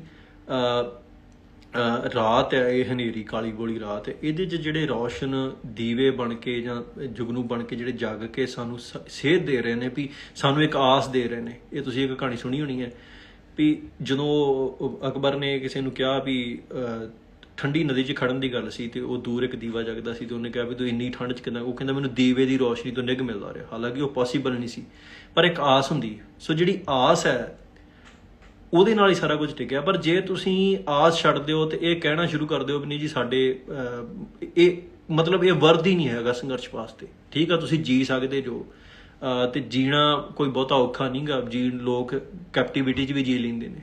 ਇੱਕ ਸ਼ੇਰ ਹੈ ਜਿਹੜਾ ਉਹ ਪਿੰਜਰੇ 'ਚ ਵੀ ਆਪਣੀ ਉਮਰ ਭੋਗ ਲੈਂਦਾ, ਉਹ ਆਪਣੀ ਜੰਗਲ ਦੇ ਵਿੱਚ ਵੀ ਭੋਗਦਾ ਹੈ ਉਮਰ। ਜੰਗਲ 'ਚ ਹੋ ਸਕਦਾ ਰਿਸਕ ਜ਼ਿਆਦਾ ਹੋਵੇ, ਖਤਰੇ ਜ਼ਿਆਦਾ ਹੋਣ, ਉਹਨੂੰ ਆਪਣੇ ਇਲਾਕੇ ਲਈ ਲੜਨਾ ਪਵੇ, ਉਹਨੂੰ ਆਪਣੀ ਟੈਰੀਟਰੀ ਨੂੰ ਮੇਨਟੇਨ ਕਰਨ ਵਾਸਤੇ ਮਰਨਾ ਵੀ ਪੈ ਸਕਦਾ ਹੈ ਨਾ, ਫੈਮਿਲੀ ਨੂੰ ਮੇਨਟੇਨ ਕਰਨ ਵਾਸਤੇ, ਪ੍ਰਾਈਡ ਨੂੰ। ਪਰ ਕੈਪਟੀਵਿਟੀ 'ਚ ਉਹਨੂੰ ਖਾਣਾ ਵੀ ਮਿਲਦਾ, ਸਾਰਾ ਕੁਝ ਹੁੰਦਾ ਹੈ। ਪਰ ਕੀ ਜੇ ਉਹ ਸ਼ੇਰ ਨੂੰ ਪਿੰਜਰਾ ਖੋਲ ਕੇ ਉਹ ਨਹੀਂ ਨਿਕਲਣਾ ਚਾਹੁੰਦਾ? ਕਈ ਬੰਦੇ ਕਹਿੰਦੇ ਨੇ ਵੀ ਅਸੀਂ ਨਹੀਂ ਆਜ਼ਾਦੀ ਚਾਹੁੰਦੇ। ਇੱਦਾਂ ਹੀ ਆ ਜਿਹੜਾ ਸ਼ੇਰ ਜਿਹੜਾ ਕੈਪਟੀਵਿਟੀ 'ਚ ਰਿਹਾ ਹੈ, ਜਿਹੜਾ ਪਿੰਜਰੇ 'ਚ ਰਿਹਾ, ਉਹਨੂੰ ਜਦੋਂ ਖੋਲਦੇ ਆ ਤਾਂ ਉਹ ਨਹੀਂ ਨਿਕਲਦਾ ਬਾਹਰ ਪਿੰਜਰੇ 'ਚੋਂ। ਇਹਦਾ ਅਰਥ ਉਹ ਠੀਕ ਹੈ? ਇਹਦਾ ਸਵਾਲ ਹੈ ਵੀ ਉਹ ਠੀਕ ਵਾ ਸ਼ੇਰ ਜਿਹੜਾ ਉਹ ਕੁਛ ਕਰ ਰਿਹਾ? ਨਹੀਂ, ਉਹਨੂੰ ਬਚਪਨ ਤੋਂ ਲੈ ਕੇ ਹੁਣ ਤੱਕ ਪਿੰਜਰੇ ਨਾਲ ਪ੍ਰੇਮ ਕਰਨਾ ਸਿਖਾਇਆ ਗਿਆ। ਸੋ ਜਿਹੜੇ ਤੁਸੀਂ ਸਿੱਖ ਦੇਸ਼ ਨਾਲ ਪ੍ਰੇਮ ਕਰਦੇ ਜੋ, ਜਿਹੜੇ ਨੈਸ਼ਨਲਿਜ਼ਮ ਦੇ ਭਾਵ 'ਚੋਂ, ਤੁਸੀਂ ਬੇਸ਼ੱਕ ਆਪਣੇ ਆਪ ਨੂੰ ਠੀਕ ਸਮਝੋ, ਪਰ ਤੁਸੀਂ ਮਰੀਜ਼ ਜੋ, ਜ਼ਹਿਨੀ ਤੌਰ ਤੇ, ਦਿਮਾਗੀ ਤੌਰ ਤੇ ਮਰੀਜ਼ ਜੋ। ਤੁਹਾਡਾ ਇੱਕ ਮੈਂਟਲ ਜੈਨੋਸਾਈਡ ਹੋਇਆ ਜਿਹਨੇ ਤੁਹਾਨੂੰ ਇਸ ਪੋਜੀਸ਼ਨ 'ਚ ਲਿਆ ਕੇ ਖੜਾ ਕਰਤਾ ਵੀ ਤੁਸੀਂ ਅੱਜ ਸਮਝ ਨਹੀਂ ਰਹੇ ਵੀ ਇਹ ਗੁਲਾਮੀ ਤੇ ਆਜ਼ਾਦੀ ਵਿਚਲਾ ਫਰਕ ਕੀ ਹੈ। ਤੁਹਾਨੂੰ ਅੱਜ ਜਦੋਂ ਅਸੀਂ ਪਿੰਜਰੇ 'ਚੋਂ ਧੂ ਕੇ ਬਾਹਰ ਕੱਢਣ ਦੀ ਕੋਸ਼ਿਸ਼ ਕਰਦੇ ਹਾਂ, ਤੁਸੀਂ ਸਾਡੇ ਗਲ ਪੈਂਦੇ ਜੋ। ਤੁਹਾਨੂੰ ਇਹ ਲੱਗਦਾ ਵੀ ਸ਼ਾਇਦ ਅਸੀਂ ਤੁਹਾਨੂੰ ਜਿਹੜੀ ਕਰੰਟ, ਜਿਹੜੀ ਕੰਫਰਟ ਪੋਜੀਸ਼ਨ ਹੈ ਉਹ 'ਚੋਂ ਕੱਢ ਕੇ ਕਿਤੇ ਹੋਰ ਖਤਰੇ ਸੁੱਟ ਰਹੇ। ਪਰ ਚੇਂਜ ਜਿਹੜਾ ਐਡਾ ਡਰਾਸਟਿਕ ਚੇਂਜ ਹੈ ਕੌਮਾਂ ਦੀ ਲਾਈਫ ਦੇ ਵਿੱਚ, ਉਹ ਬਿਨਾਂ ਸਟਰਗਲ ਤੋਂ ਨਹੀਂ ਆ ਸਕਦਾ। ਨਾ ਹੀ ਉਹ ਬਿਨਾਂ ਸੈਲਫ ਜਿਹੜੀ ਆ ਐਕਨੋਲਜਮੈਂਟ ਤੋਂ ਆ ਸਕਦਾ ਵੀ ਅਸੀਂ ਗਲਤ ਥਾਂ ਤੇ ਬੈਠੇ ਹਾਂ। ਤੁਸੀਂ ਅੱਜ ਕਿਸੇ ਜਗ੍ਹਾ ਤੇ ਬੈਠੇ ਜੋ, ਜੇ ਉਹ ਜਗ੍ਹਾ ਗਲਤ ਆ ਤੇ ਤੁਹਾਨੂੰ ਪਹਿਲਾਂ ਤਾਂ ਐਕਨੋਲਜ ਕਰਨਾ ਪਊਗਾ ਵੀ ਮੈਂ ਗਲਤ ਜਗ੍ਹਾ ਤੇ ਬੈਠਾ।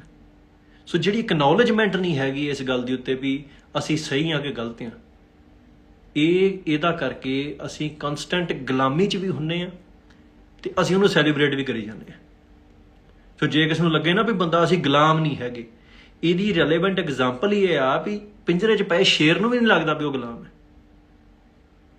ਮਤਲਬ ਜੇ ਹਿੰਦੁਸਤਾਨ ਦੀ ਹਕੂਮਤ ਸਾਨੂੰ ਫੀਡ ਕਰੇ, ਸਾਨੂੰ ਕੰਮ ਵੀ ਨਾ ਕਰਨਾ ਪਵੇ, ਸਾਨੂੰ ਕੁਝ ਨਾ ਕਰਨਾ ਪਵੇ, ਸਾਡੇ ਲਈ ਸਾਰੀਆਂ ਫੈਸਿਲਿਟੀਜ਼ ਪ੍ਰੋਵਾਈਡਡ ਹੋਣ, ਫਿਰ ਵੀ ਅਸੀਂ ਗੁਲਾਮ ਹੈ ਜਿੰਨਾ ਚਿਰ ਸਾਡੀ ਕਿਸਮਤ ਦਾ, ਸਾਡੇ ਰਾਜ ਦਾ ਹੱਕ ਸਾਡੇ ਕੋਲ ਨਹੀਂ। ਇਹਨਾਂ ਗੱਲਾਂ ਨੂੰ ਸਮਝਣਾ ਚਾਹੀਦਾ ਵੀ ਆਜ਼ਾਦੀ ਜਿਹੜੀ ਹੈ ਨਾ, ਇਹ ਖਾਣ ਪੀਣ ਪਹਿਨਣ ਸਭ ਤੋਂ ਉੱਪਰ ਹੈ। ਮਤਲਬ ਤੁਹਾਨੂੰ ਸਾਰੀ ਉਮਰ ਗੁਲਾਮ ਇੱਦਾਂ ਹੋਇਆ ਹੈ ਓਰੀਜਨਲਸ ਨਾਲ, ਰੈਡ ਇੰਡੀਅਨਸ ਨਾਲ। ਉਹਨਾਂ ਨੂੰ ਇਲਾਕੇ ਦਿੱਤੇ ਗਏ, ਸ਼ਰਾਬ ਦਿੱਤੀ ਗਈ ਵੀ ਮਦਹੋਸ਼ ਰਹੋ, ਪੀਓ, ਖਾਓ ਪੀਓ, ਐਸ਼ ਕਰੋ। ਸੰਗਲ ਤਾਂ ਨਹੀਂ ਪਾਇਆ ਉਹਨਾਂ ਨੂੰ ਕਿਸੇ ਨੇ, ਉਹਨਾਂ ਨੂੰ ਕਿਸੇ ਨੇ ਇਹ ਤਾਂ ਨਹੀਂ ਵੀ ਲੱਤਾਂ ਨੂੰ ਸੰਗਲ ਮਾਰ ਕੇ ਉਹਨਾਂ ਨੂੰ ਬਿਠਾ ਲਿਆ ਉਹਨਾਂ ਨੂੰ। ਪਰ ਉਹਨਾਂ ਨੇ ਫੈਸਿਲਿਟੀਜ਼ ਵੀ ਇਸ ਕਰਕੇ ਦਿੱਤੀਆਂ ਵੀ ਇਹ ਬੰਦੇ, ਇਹ ਮਾਇਆ ਜਿਹੜੀ ਹੈ, ਜਿਹੜੀ ਦੁਨਿਆਵੀ ਸੰਸਾਧਨ ਇਹ 'ਚ ਗਲੀਚ ਹੋ ਕੇ ਖਤਮ ਹੋ ਜਾਣਾ, ਰਾਜ ਦੀ ਭਾਵਨਾ ਛੱਡ ਦੇਣ। ਸੋ ਭਾਵੇਂ ਸਾਨੂੰ ਉਹ ਬੜੀ ਚੰਗੀ ਤਰ੍ਹਾਂ ਵੀ ਟਰੀਟ ਕਰਨ, ਉਹਨਾਂ ਕੋਲ ਟਰੀਟ ਕਰਨ ਦਾ ਅਧਿਕਾਰ ਕਿਵੇਂ ਹੈ? ਸਾਨੂੰ ਸਵਾਲ ਗੁਲਾਮੀ ਤੇ ਆਜ਼ਾਦੀ ਦਾ ਇੱਥੇ ਚੁੱਕਣਾ ਚਾਹੀਦਾ ਹੈ। ਇਹ ਨਹੀਂ ਵੀ ਹਿੰਦੁਸਤਾਨ ਸਾਡੇ ਵਾਸਤੇ ਚੰਗੇ ਕੰਮ ਕਰ ਰਿਹਾ ਜਾਂ ਕਰੂਗਾ, ਉਹਨਾਂ ਕੋਲ ਅਧਿਕਾਰ ਕੀ ਹੈ ਸਾਡੇ ਵਾਸਤੇ ਕੰਮ ਕਰਨ ਦਾ? ਜਿਹੜਾ ਅਧਿਕਾਰ ਹੀ ਸਾਡਾ ਹੈ ਉਹ ਕਿਸੇ ਹੋਰ ਕੋਲ ਕਿਉਂ ਹੋਵੇ? ਆਜ਼ਾਦੀ ਇਹ ਹੈ, ਤੁਸੀਂ ਚੰਗਾ ਕਰੋ ਮਾੜਾ ਕਰੋ ਤੁਹਾਡੇ ਤੇ ਹੈ। ਆਪਾਂ ਇੰਡੀਵਿਜੂਅਲ ਦੀ ਆਜ਼ਾਦੀ ਨੂੰ ਕਿੰਨਾ ਸੈਲੀਬ੍ਰੇਟ ਕਰਦੇ ਹਾਂ ਅੱਜ ਦੀ ਡੇਟ ਦੇ ਵਿੱਚ, ਵੀ ਬੰਦੇ ਨੂੰ ਆਪਣੀ ਜ਼ਿੰਦਗੀ ਜੀਣ ਦਾ ਹੱਕ ਹੋਣਾ ਚਾਹੀਦਾ, ਉਹ ਚੰਗੀ ਕਰ ਲੇ ਮਾੜੀ ਕਰ ਲੇ। ਇੱਦਾਂ ਕਿਸੇ ਕੌਮ ਨੂੰ ਹੱਕ ਨਹੀਂ ਹੈਗਾ ਆਪਣੇ ਰਾਜ ਕਰਨ ਦਾ, ਭਾਵੇਂ ਚੰਗਾ ਕਰੇ ਜਾਂ ਮਾੜਾ ਕਰੇ। ਅਸੀਂ ਤਾਂ ਬਹੁਤ ਚੰਗਾ ਕੀਤਾ, ਅਸੀਂ ਤਾਂ ਦੁਨੀਆ ਦੇ ਵਿੱਚ ਮਿਸਾਲ ਕਾਇਮ ਕੀਤੀ ਹੈ ਜੇ ਤੋਂ ਲੋਕ ਸੇਧ ਲੈ ਸਕਦੇ ਆ ਜੇ ਲੈਣਾ ਚਾਹੁਣ ਤੇ ਸਾਨੂੰ ਉਹ ਲੋਕ ਕੀ ਦੱਸਣਗੇ ਜਿਨ੍ਹਾਂ ਨੇ 70 ਸਾਲਾਂ ਦੇ ਇਤਿਹਾਸ ਦੇ ਵਿੱਚ ਦੰਗੇ ਫਸਾਦ, ਲੁੱਟਾਂ ਖੋਹਾਂ, ਮਾਰ-ਕੁੱਟ, ਰੇਪ, ਇਹੋ ਜਿਹੀਆਂ ਘਟਨਾਵਾਂ ਜਿਹੜੀਆਂ ਉਹਨਾਂ ਨੂੰ ਮਤਲਬ ਇਨਕਰੇਜ ਕੀਤਾ ਤੇ ਵਧਾਇਆ। ਉਹ ਲੋਕ ਸਾਨੂੰ ਕੀ ਦੱਸਣਗੇ ਵੀ ਰਾਜ ਕੀ ਹੁੰਦਾ? ਸੋ ਮੇਰੀ ਇਹ ਬੇਨਤੀ ਹੈ ਵੀ ਬੇਸ਼ੱਕ ਤੁਸੀਂ ਅੰਡਰਸਟੈਂਡ ਨਾ ਕਰੋ ਵੀ ਤੁਸੀਂ ਗੁਲਾਮ ਹੋ, ਤੁਸੀਂ ਹੈਗੇ ਜੋ ਸਿੱਖ। ਜੇ ਤੁਸੀਂ ਸਿੱਖ ਜੋ, ਭਾਵੇਂ ਤੁਸੀਂ ਮੋਨੇ ਜੋ, ਜੇ ਤੁਸੀਂ ਸਿੱਖ ਜੋ, ਤੁਹਾਡੇ 'ਚ 100 ਕਮੀਆਂ ਹੋਣ, ਜੇ ਤੁਸੀਂ ਮੰਨਦੇ ਜੋ ਵੀ ਮੈਂ ਗੁਰੂ ਨਾਨਕ ਪਾਤਸ਼ਾਹ ਦਾ ਸਿੱਖ ਹਾਂ, ਜੇ ਤੁਸੀਂ ਗੁਰੂ ਗੋਬਿੰਦ ਪਾਤਸ਼ਾਹ ਨੂੰ ਆਪਣਾ ਪਿਤਾ ਮੰਨਦੇ ਜੋ, ਮਾਤਾ ਸਾਹਿਬ ਕੌਰ ਨੂੰ ਆਪਣੀ ਮਾਤਾ ਮੰਨਦੇ ਜੋ, ਜੇ ਤੁਸੀਂ ਸਾਹਿਬਜ਼ਾਦੇ ਨੂੰ ਆਪਣੇ ਭਰਾ ਮੰਨਦੇ ਜੋ, ਜੇ ਤੁਸੀਂ ਸ਼ਹੀਦਾਂ ਦਾ ਸਤਿਕਾਰ ਕਰਦੇ ਜੋ, ਤਾਂ ਤੁਸੀਂ ਗੁਲਾਮ ਜੋ। ਮੈਟਰ ਨਹੀਂ ਕਰਦਾ ਤੁਸੀਂ ਕਿਹੜੀ ਪੋਜੀਸ਼ਨ ਤੇ ਬੈਠੇ ਜੋ, ਤੁਸੀਂ ਮੰਤਰੀ ਹੋ ਸਕਦੇ ਜੋ, ਤੁਸੀਂ ਸੰਤਰੀ ਹੋ ਸਕਦੇ, ਤੁਸੀਂ ਪੁਲਿਸ ਵਾਲੇ ਹੋ ਸਕਦੇ, ਤੁਸੀਂ ਗੁਲਾਮ ਜੋ। ਤੁਸੀਂ ਤੁਹਾਡੇ ਕੋਲ ਇੰਨੀ ਔਕਾਤ ਨਹੀਂ ਹੈਗੀ ਵੀ ਤੁਸੀਂ ਕੁਝ ਵੀ ਕਰ ਸਕੋ। ਉਹ ਤੁਹਾਨੂੰ ਅਲਾਓ ਕਰਦੇ ਆ ਜਿੰਨਾ ਉਹਨਾਂ ਨੂੰ ਬੈਨੀਫੀਸ਼ੀਅਲ ਹੁੰਦਾ ਹੈ, ਤੁਸੀਂ ਉਹਨਾਂ ਕੁ ਕਰਕੇ ਖੁਸ਼ ਹੋ ਜਾਂਦੇ ਵੀ ਸਾਡੇ ਕੋਲ ਇੰਨੀ ਆਜ਼ਾਦੀ ਹੈਗੀ ਹੈ। ਆਜ਼ਾਦੀ ਸ਼ਰਾਬਾਂ ਪੀ ਲੈਣਾ, ਨੰਗੇਜ ਵਰਤ ਲੈਣਾ, ਨੱਚ ਲੈਣਾ, ਗਾ ਲੈਣਾ, ਗੱਡੀਆਂ ਚਲਾ ਲੈਣਾ, ਗੱਡੀਆਂ ਖਰੀਦ, ਕੋਠੀਆਂ ਪਾ ਲੈਣਾ, ਇਹ ਆਜ਼ਾਦੀ ਥੋੜ੍ਹੀ ਹੈ। ਇਹ ਕੰਮ ਤੇ ਵੇਸ਼ਵਾਵਾਂ ਵੀ ਕਰ ਲੈਂਦੀਆਂ ਨੇ। ਇੱਕ ਵੇਸ਼ਵਾ ਦੇ ਕੋਲ ਸਾਰੇ ਸੰਸਾਧਨ ਮੌਜੂਦ ਹੁੰਦੇ ਆ, ਜ਼ਿੰਦਗੀ ਜੀਣ ਵਾਸਤੇ ਉਹਦੇ ਕੋਲ ਬਿਹਤਰ ਚੀਜ਼ਾਂ ਹੁੰਦੀਆਂ ਨੇ। ਪਰ ਕੀ ਵੇਸ਼ਵਾ ਜਿਹੜੀ ਆ ਉਹ ਦਾਅਵਾ ਕਰ ਸਕਦੀ ਹੈ ਵੀ ਮੈਂ ਆਜ਼ਾਦ ਹਾਂ ਤੇ ਮੈਂ ਇੱਜ਼ਤਦਾਰ ਹਾਂ? ਨਹੀਂ। ਇੱਦਾਂ ਹੀ ਜਿਹੜਾ ਸਾਡਾ ਦਾਅਵਾ ਉਦਣ ਹੋਊਗਾ ਵੀ ਅਸੀਂ ਆਜ਼ਾਦ ਹਾਂ ਜਿੱਦਣ ਸਾਡੇ ਕੋਲ ਭਾਵੇਂ ਕੁੱਲੀ ਹੋਊਗੀ ਕੱਖਾਂ ਦੀ, ਪਰ ਅਸੀਂ ਕਿਸੇ ਦੇ ਗੁਲਾਮ ਨਹੀਂ। ਅਸੀਂ ਕੇਵਲ ਤੇ ਕੇਵਲ ਅਕਾਲ ਪੁਰਖ ਨੂੰ ਜਵਾਬ ਦੇਵਾਂਗੇ। ਉਦਣ ਆਜ਼ਾਦੀ ਦੇ ਅਸੀਂ ਕਹਿ ਸਕਦੇ ਵੀ ਅਸੀਂ ਆਜ਼ਾਦ ਹਾਂ। ਅੱਜ ਤੇ ਦਾਅਵੇ ਕਰੀ ਜਾਣੇ ਵੀ ਦੇਖੋ ਜੀ, ਕੋਈ ਕਵੇ ਵੀ ਮੇਰੀ 5 ਮੰਜ਼ਲੀ ਕੋਠੀ ਹੈ, ਮੈਂ ਕਿੱਥੋਂ ਗੁਲਾਮ ਹੈ? ਉਹਨੂੰ ਕਿ 5 ਮੰਜ਼ਲੀ ਕੋਠੀ ਤੇਰੀ ਹੈ, ਤੇ ਅੱਜ ਜਦੋਂ ਤੇਰੇ ਗੁਰੂ ਦੀ ਬੇਅਦਬੀ ਹੁੰਦੀ ਹੈ ਸੜਕਾਂ ਦੇ ਉੱਤੇ, ਇਹ ਕੋਠੀ ਦੇ ਵਿੱਚ ਕੀ ਹੈ? ਇਹ ਫਿਰ ਇਹਦੇ ਵਿੱਚ ਮਹਾਰਾਜ ਦਾ ਬਚਨ ਨਹੀਂ ਹੈ, ਜੇ ਜੀਵੇ ਪਤਲੱਥੀ ਜਾਏ ਸਭ ਹਰਾਮ ਜੇਤਾ ਕਿਛ ਖਾਏ। ਜੇ ਜੀਂਦੇ ਜੀ ਸਾਡੀ ਇੱਜ਼ਤ ਪੱਤ ਲੈਂਦੀ ਹੈ ਤੇ ਫਿਰ ਤੁਹਾਡੇ ਕੋਲ ਹਜ਼ਾਰਾਂ ਤਰ੍ਹਾਂ ਦੇ ਪਕਵਾਨ ਹੋਣ ਖਾਣ ਨੂੰ, ਹਜ਼ਾਰਾਂ ਤਰ੍ਹਾਂ ਦੇ ਮਹਿਲ ਹੋਣ, ਉਹ ਸਭ ਹਰਾਮ ਦੇ ਨੇ। ਹੁਣ ਤੁਸੀਂ ਵੇਖ ਲਓ ਵੀ ਹਰਾਮ ਦੇ ਕਮਾਉਣਾ ਚੰਗੀ ਗੱਲ ਹੈ ਜਾਂ ਮਾੜੀ ਗੱਲ ਹੈ।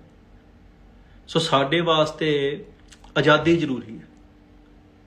ਮੁੱਦਿਆਂ ਦੀ ਵੀ ਜਦੋਂ ਗੱਲ ਚੱਲਦੀ ਹੈ ਪੋਲੀਟੀਕਲੀ, ਆਪਣੇ ਮਾਨ ਸਾਹਿਬ ਦੀ MP ਬਣੇ ਆ, ਬਹੁਤ ਬੰਦਿਆਂ ਨੂੰ ਲੱਗਦਾ ਵੀ ਉਹਨਾਂ ਨੂੰ ਇੱਥੇ ਜਿਹੜੇ ਆ ਇਕਨੋਮਿਕਲ ਮੁੱਦਿਆਂ ਦੀ ਗੱਲ ਕਰਨੀ ਚਾਹੀਦੀ। ਚਲੋ ਠੀਕ ਹੈ, ਇੱਕ ਹੱਦ ਤੱਕ ਬੰਦੇ ਨੂੰ ਕਰਨੀ ਚਾਹੀਦੀ, ਪਰ ਮੇਰਾ ਕੰਸਰਨ ਇਹ ਹੈ ਵੀ ਪੰਜਾਬ ਦੀ ਪ੍ਰੋਬਲਮ ਇਕਨੋਮਿਕਲ ਨਹੀਂ ਹੈਗੀ। ਇਕਨੋਮਿਕਲ ਪ੍ਰੋਬਲਮ ਪੰਜਾਬ ਦਾ ਸਿੰਪਟਮ ਹੈ।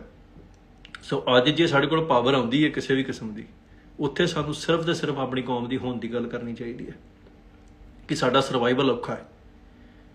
ਸੋ ਇਸ ਕਰਕੇ ਮੈਂ ਬਹੁਤੀਆਂ ਸ਼ਾਇਦ ਅੱਜ ਕਾਫੀ ਸਮੇਂ ਬਾਅਦ ਮੈਂ ਆਇਆ, ਅਤੇ ਜੇ ਕੋਈ ਭੁੱਲ ਚੁੱਕ ਹੋਵੇ ਉਹਦੇ ਲਈ ਖਿਮਾ, ਪਰ ਮੇਰੀ ਦੁਬਾਰਾ ਬੇਨਤੀ ਹੈ ਵੀ 15 ਅਗਸਤ ਨੂੰ ਆਪਣੇ ਆਪਣੇ ਘਰਾਂ ਦੇ ਵਿੱਚ, ਗੁਰੂ ਘਰਾਂ ਦੇ ਵਿੱਚ ਨਿਸ਼ਾਨ ਸਾਹਿਬ ਚੜਾਓ, ਅਰਦਾਸ ਕਰੋ, ਦੋਹਰਾ ਪੜ੍ਹੋ, ਜਿਹੜਾ ਪੂਰਾ ਦੋਹਰਾ ਹੈ ਸਾਡਾ। ਦਿੱਲੀ ਤਖਤ ਪਰ ਬਹੇਗੀ ਆਪ ਗੁਰੂ ਕੀ ਫੌਜ, ਛਤਰ ਚੁਲੇਗਾ ਸੀਸ ਪਰ ਬੜੀ ਕਰੇਗੀ ਮੌਜ। ਅਸੀਂ ਦਾਅਵਾ ਛੱਡ ਬੈਠੇ। ਅਸੀਂ ਇਹ ਕਹਿਣਾ ਸ਼ੁਰੂ ਕਰਨਾ ਚਾਹੀਦਾ ਸਾਨੂੰ ਕਿ ਅਸੀਂ ਦਿੱਲੀ 'ਤੇ ਰਾਜ ਕਰਾਂਗੇ। ਇਹ ਹਿੰਦੁਸਤਾਨ ਦੇ ਵਿੱਚ ਰਹਿ ਕੇ ਨਹੀਂ, ਕਬਜ਼ਾ ਕਰਾਂਗੇ ਕਿਸੇ ਦਿਨ ਦਿੱਲੀ 'ਤੇ, ਜਿਵੇਂ ਸਾਡੇ ਬਜ਼ੁਰਗਾਂ ਨੇ ਕੀਤਾ ਸੀ। ਕਿਉਂਕਿ ਜੇ ਤੁਸੀਂ ਅਰਦਾਸ ਨਹੀਂ ਕਰਦੇ ਤੇ ਮਾਲਕ ਸੁਣੂਗਾ ਕਿਵੇਂ? ਅਰਦਾਸ ਤੋਂ ਬਿਨਾਂ ਕੁਛ ਵੀ, ਕਿਸੇ ਵੀ ਚੀਜ਼ ਦੀ ਪ੍ਰਾਪਤੀ ਨਹੀਂ ਹੋ ਸਕਦੀ, ਕੋਈ ਬਿੱਦ ਨਹੀਂ ਬਣ ਸਕਦੀ। ਸੋ ਅਰਦਾਸ ਦੇ ਵਿੱਚ ਤੇ ਘੱਟੋ ਘੱਟ ਰਾਜ ਦੀ ਭਾਵਨਾ ਜਿਹੜੀ, ਉਹਨੂੰ ਸੱਚੇ ਦਿਲੋਂ ਮੰਗੀ, ਰਾਜ ਨੂੰ ਰਾਜ ਮਿਲੂਗਾ।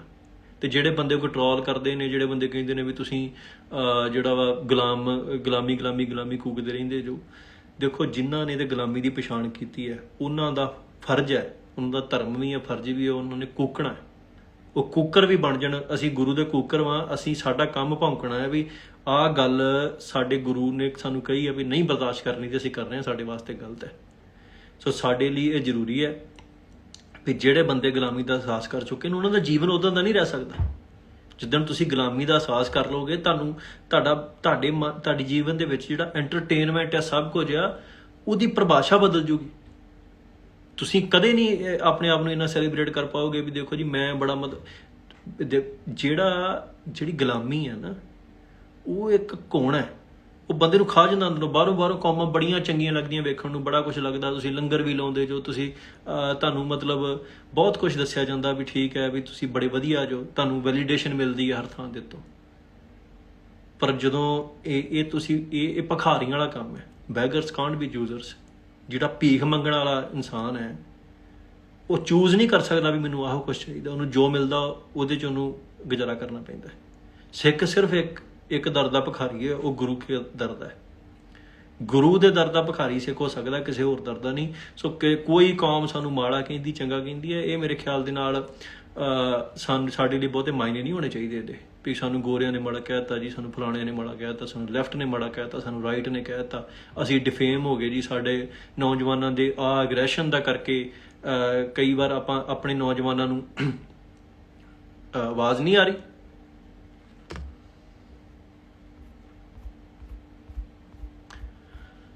ਅੱਛਾ, ਕਈ ਵਾਰ ਆਪਾਂ ਨਾ ਆਪਣੇ ਐਗਰੈਸ਼ਨ ਦਾ ਕਰਕੇ ਨੌਜਵਾਨਾਂ ਦੀ ਜਿਹੜੀ, ਦੇਖੋ ਜੇ 6 7 8 ਪੀੜ੍ਹੀਆਂ ਵੀ ਗੁਲਾਮ ਰਹਿਣ ਤੇ ਨੌਵੀਂ ਪੀੜ੍ਹੀ ਉਹਨਾਂ ਦੀ ਅਗਰੈਸਿਵ ਹੋ ਜੇ, ਪਿੰਜਰਾ ਤੋੜਨ ਦੀ ਕੋਸ਼ਿਸ਼ ਕਰੇ, ਉਹਦਾ ਕਸੂਰ ਨਹੀਂਗਾ, ਉਹ ਤਾਂ ਆਪਣੇ ਨੈਚੁਰਲ ਬਿਹੇਵੀਅਰ 'ਚ ਆ ਰਹੇ ਨੇ। ਸੋ ਜਿਹੜੇ ਤੁਹਾਡੇ ਨੌਜਵਾਨ ਨੇ, ਸਾਡੇ ਨੌਜਵਾਨ ਨੇ, ਜਿਹੜੇ ਸਿੱਖ ਨੌਜਵਾਨ ਨੇ, ਜਦੋਂ ਉਹ ਅਗਰੈਸਿਵ ਹੁੰਦੇ ਨੇ, ਉਹ ਉਹਨਾਂ ਦੀ ਇੱਕ ਰਾਈਟ ਆ। ਮਤਲਬ ਉਹ ਕੀ ਕਰਨ, ਗੁਲਾਮੀ ਬਰਦਾਸ਼ਤ ਕਰੀ ਜਾਣ, ਤੇ ਉਹਨਾਂ ਨੂੰ ਦੋਸ਼ੀ ਬਣਾ ਦੇਣਾ ਉਹਨਾਂ ਦੇ ਉਹ ਇਸ ਵਰਤਾਰੇ ਲਈ, ਇਹ ਕਿੱਡੀ ਮਾੜੀ ਗੱਲ ਹੈ। ਸੋ ਅਸੀਂ ਇਹਨਾਂ ਚੀਜ਼ਾਂ ਤੋਂ ਵੀ ਬਾਜ਼ ਆਈਏ। ਜਦੋਂ ਨਿਸ਼ਾਨ ਸਾਹਿਬ ਚਲਾਇਆ ਗਿਆ ਸੀ 26 ਜਨਵਰੀ ਨੂੰ, ਉਦੋਂ ਸਾਡੇ ਬਹੁਤ ਵੱਡੇ ਤਬਕੇ ਨੇ ਉਹਨਾਂ ਨੂੰ ਦੋਸ਼ੀ ਬਣਾਤਾ, ਬਾਈ ਦੀਪ ਸਿੱਧੂ ਨੂੰ ਦੋਸ਼ੀ ਗਰਦਾਨਤਾ, ਉਹਨੂੰ ਮਾੜਾ ਬੋਲਿਆ, ਉਹਦੀ ਕਿਰਦਾਰਕੁਸ਼ੀ ਕੀਤੀ, ਇੱਥੋਂ ਤੱਕ ਕਿਹਾ ਤਾ ਵੀ ਇਹਨੂੰ ਪੁਲਿਸ ਮਾਰ ਦੇਵੇ, ਹੁਣ ਇਹਦਾ ਪੁਲਿਸ ਮੁਕਾਬਲਾ ਬਣਾ ਦੇਣਾ ਚਾਹੀਦਾ। ਇੱਥੋਂ ਤੱਕ ਦੀਆਂ ਮਤਲਬ ਗੱਲਾਂ ਆ ਗਈਆਂ। ਇਹਦਾ ਮਤਲਬ ਪਤਾ ਕੀ ਹੈ, ਇਹ ਦੀਪ ਸਿੱਧੂ ਬਾਈ ਨੇ ਇੱਕ ਐਗਜ਼ਾਮਪਲ ਦਿੱਤੀ ਸੀ, ਮੈਨੂੰ ਦੁਹਰਾ ਦਿੰਦਾ। ਜਿਹੜਾ ਮੰਕੀ ਐਕਸਪੈਰੀਮੈਂਟ ਹੈ ਨਾ, ਉਹ ਬੜਾ ਪ੍ਰਤੱਖ ਰੂਪ ਦੇ ਵਿੱਚ ਇਹਨੂੰ ਰਿਪਰੈਜ਼ੈਂਟ ਕਰਦਾ ਵੀ ਕਿਵੇਂ ਕੌਮਾਂ ਜਿਹੜੀਆਂ ਨੇ ਉਹ ਗੁਲਾਮੀ ਨੂੰ ਜਿਹੜਾ ਵਾ ਐਕਸੈਪਟ ਵੀ ਕਰਦੀਆਂ ਤੇ ਸੈਲੀਬ੍ਰੇਟ ਵੀ ਕਰਨਾ ਸ਼ੁਰੂ ਕਰ ਦਿੰਦੀਆਂ। ਜਦੋਂ ਉਹਨਾਂ ਨੇ ਦੋ ਬਾਂਦਰਾਂ ਨੂੰ ਪਹਿਲੇ ਰੱਖਿਆ, ਉਹਨਾਂ ਨੂੰ ਉੱਤੇ ਕੇਲਾ ਬੰਨ੍ਹ ਦਿੱਤਾ, ਹੈ। ਹੁਣ ਉਹ ਕੇਲਾ ਜਦੋਂ ਬੰਨ੍ਹ ਦਿੱਤਾ ਤੇ ਉਹ ਬਾਂਦਰ ਨੈਚੁਰਲੀ, ਉਹਨਾਂ ਨੂੰ ਪਤਾ ਨਹੀਂ ਸੀ, ਉਹ ਜਦੋਂ ਫੜਦੇ ਸੀ ਉਹਨਾਂ ਨੂੰ ਕੁੱਟ ਪੈਂਦੀ ਸੀ, ਬਹੁਤ ਮਾਰਿਆ ਕੁੱਟਿਆ ਜਾਂਦਾ ਹੈ। ਹਫ਼ਤਾ ਉਹਨਾਂ ਦੇ ਨਾਲ ਇਹ ਚੱਲਿਆ। ਜਦੋਂ ਉਹਨਾਂ ਨੂੰ ਪੂਰਾ ਪਤਾ ਲੱਗ ਗਿਆ ਵੀ ਇਹ ਸਾਡੇ ਨਾਲ ਇਹ ਕੇਲੇ ਵੱਲ ਨੂੰ ਜਾਈਏ ਤੇ ਸਾਨੂੰ ਮਾਰ ਪੈਂਦੀ ਹੈ, ਉਹਨਾਂ ਨੇ ਜਾਣਾ ਬੰਦ ਕਰਤਾ। ਉਹਨਾਂ ਨੇ ਇੱਕ ਫੀਅਰ ਸਾਈਕੋਸਿਸ ਕ੍ਰੀਏਟ ਹੋ ਗਿਆ, ਹੈ ਨਾ। ਹੁਣ ਇਹ ਨਹੀਂ ਵੀ ਉਹਨਾਂ ਨੂੰ ਰੋਜ਼ ਕੁੱਟਿਆ ਜਾਂਦਾ ਹੈ, ਪਰ ਉਹ ਗਏ ਹੀ ਨਹੀਂ, ਉਹਨਾਂ ਅਟੈਂਪਟ ਹੀ ਕਰਨਾ ਬੰਦ ਕਰ ਦਿੱਤਾ। ਉਸ ਤੋਂ ਬਾਅਦ ਜਦੋਂ ਨਵਾਂ ਇੱਕ ਉੱਥੇ ਬਾਂਦਰ ਉਹਨਾਂ ਨੇ ਵਿੱਚ ਵਾੜਿਆ ਪਿੰਜਰੇ 'ਚ, ਹੁਣ ਉਹਨੂੰ ਕਿਸੇ ਗੱਲ ਦਾ ਨਹੀਂ ਸੀ ਪਤਾ ਵੀ ਇਹ ਜਿਹੜਾ ਵਾ ਕੀ ਨਾ ਲਈਦਾ ਵੀ ਇੱਥੇ ਇੱਦਾਂ ਦੀ ਕੋਈ ਚੱਲਦਾ ਪ੍ਰੋਸੀਜਰ, ਜਾਂ ਇੱਦਾਂ ਦੀ ਕੋਈ ਮੈਂਟਲ ਜਿਹੜੀ ਸਲੇਵਰੀ ਦਾ ਦੌਰ ਚੱਲ ਰਿਹਾ। ਉਹ ਕੇਲੇ ਵੱਲ ਨੂੰ ਵਧਿਆ, ਉਹਨੂੰ ਕਿਸੇ ਹੋਰ ਵਿਗਿਆਨੀ ਨੇ, ਸਾਇੰਟਿਸਟ ਨੇ ਨਹੀਂ ਕੁੱਟਿਆ ਜਿਹੜਾ ਐਕਸਪੈਰੀਮੈਂਟ ਕਰ ਰਿਹਾ, ਉਹਨੂੰ ਦੂਜੇ ਬਾਂਦਰਾਂ ਨੇ ਢਾਹ ਲਿਆ। ਉਹਨਾਂ ਨੂੰ ਲੱਗਦਾ ਸੀ ਵੀ ਇਹਦੇ ਇਸ ਅਟੈਂਪਟ ਦੇ ਨਾਲ ਸਾਨੂੰ ਵੀ ਮਾਰ ਪਊਗੀ। ਸੋ ਸਾਡਾ ਜਿਹੜਾ ਰਿਐਕਸ਼ਨ ਹੈ ਨਾ, ਸਾਡੇ ਨੌਜਵਾਨਾਂ ਦੇ ਉਲਟ ਭੁਗਤਣ ਵਾਲਾ, ਉਹ ਇਹ ਹੈ, ਅਸੀਂ ਆਪਣਾ ਚੰਮ ਬਚਾਉਣ ਲਈ ਉਹਨਾਂ ਦੇ ਖਿਲਾਫ, ਸਾਨੂੰ ਡੀਪ ਡਾਊਨ ਇਹ ਪਤਾ ਹੈ ਵੀ ਇਹ ਬੰਦੇ ਗਲਤ ਨਹੀਂ ਹੈਗੇ, ਸਾਨੂੰ ਪਤਾ ਹੈ ਵੀ ਨਿਸ਼ਾਨ ਸਾਹਿਬ ਚੜਾ ਦੇਣਾ ਕਿਤੇ ਗਲਤ ਨਹੀਂ ਹੈਗਾ, ਪਰ ਸਾਡੀ ਮੈਂਟਲ ਸਲੇਵਰੀ ਜਿਹੜੀ ਆ, ਮਾਨਸਿਕ ਗੁਲਾਮੀ ਇਸ ਕਦਰ ਸਾਡੇ ਅੰਦਰ ਕਰ ਚੁੱਕੀ ਹੈ ਵੀ ਅਸੀਂ ਜਿਹੜਾ ਬੰਦਾ ਆਜ਼ਾਦੀ ਦੀ ਗੱਲ ਕਰਦਾ ਉਹਦੇ ਵੀ ਖਿਲਾਫ ਖੜੇ ਹੋ ਜਾਂਦੇ ਹਾਂ। ਸੰਤਾਂ ਦੇ ਖਿਲਾਫ ਖੜੇ ਹੋ ਗਏ, ਬਾਬਾ ਬੰਦਾ ਸਿੰਘ ਬਹਾਦਰ ਦੇ ਖਿਲਾਫ ਖੜੇ ਹੋ ਗਏ। ਬਾਬਾ ਬੰਦਾ ਸਿੰਘ ਬਹਾਦਰ ਜਿੰਨਾ ਚਿਰ ਚੁੱਪ-ਚਾਪ ਜਪ ਤਪ ਕਰਦਾ ਸੀ, ਜਿੰਨਾ ਚਿਰ ਚੁੱਪ-ਚਾਪ ਉਹ ਨਦੀ ਕੰਢੇ ਬੈਠਾ ਤਪ ਕਰੀ ਜਾਂਦਾ ਸੀ, ਉਹਨਾਂ ਚਿਰ ਕਿਸੇ ਨੂੰ ਕੋਈ ਇਤਰਾਜ਼ ਨਹੀਂ ਸੀ।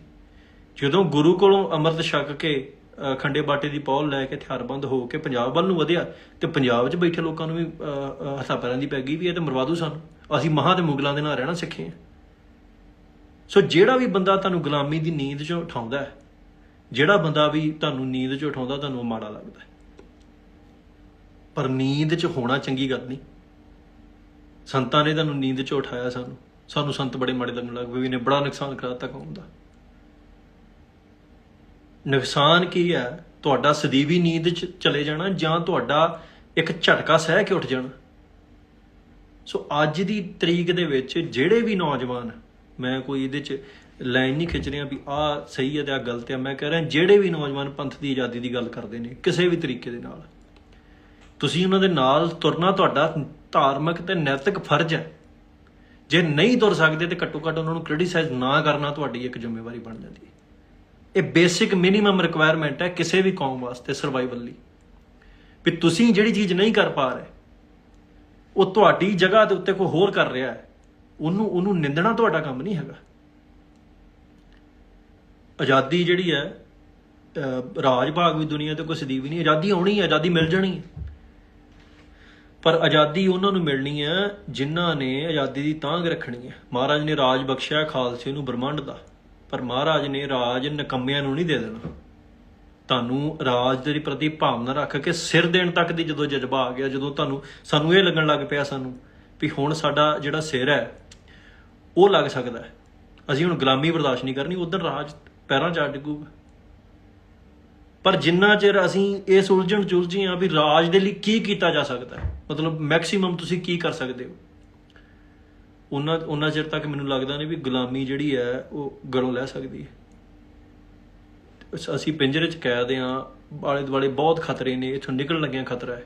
ਜਿੰਨਾ ਚਿਰ ਇਹ ਪ੍ਰੋਫਿਟ ਐਂਡ ਲਾਸ ਦਾ ਸਿਲਸਿਲਾ ਚੱਲਦਾ ਹੈ ਨਾ, ਵੀ ਸਾਨੂੰ ਇਹ 'ਚ ਨਫਾ ਕੀ ਹੋਊਗਾ ਨੁਕਸਾਨ ਕੀ ਹੋਊਗਾ, ਉਹਨਾਂ ਚਿਰ ਤੁਸੀਂ ਅਟੈਂਪਟ ਹੀ ਨਹੀਂ ਕਰ ਸਕਦੇ। ਤੁਹਾਡੇ ਕੋਲ ਪਾਵਰ ਹਮੇਸ਼ਾ ਹੈਗੀ ਹੈ ਪੰਜਰਾ ਤੋੜ ਦੇਣ ਦੀ,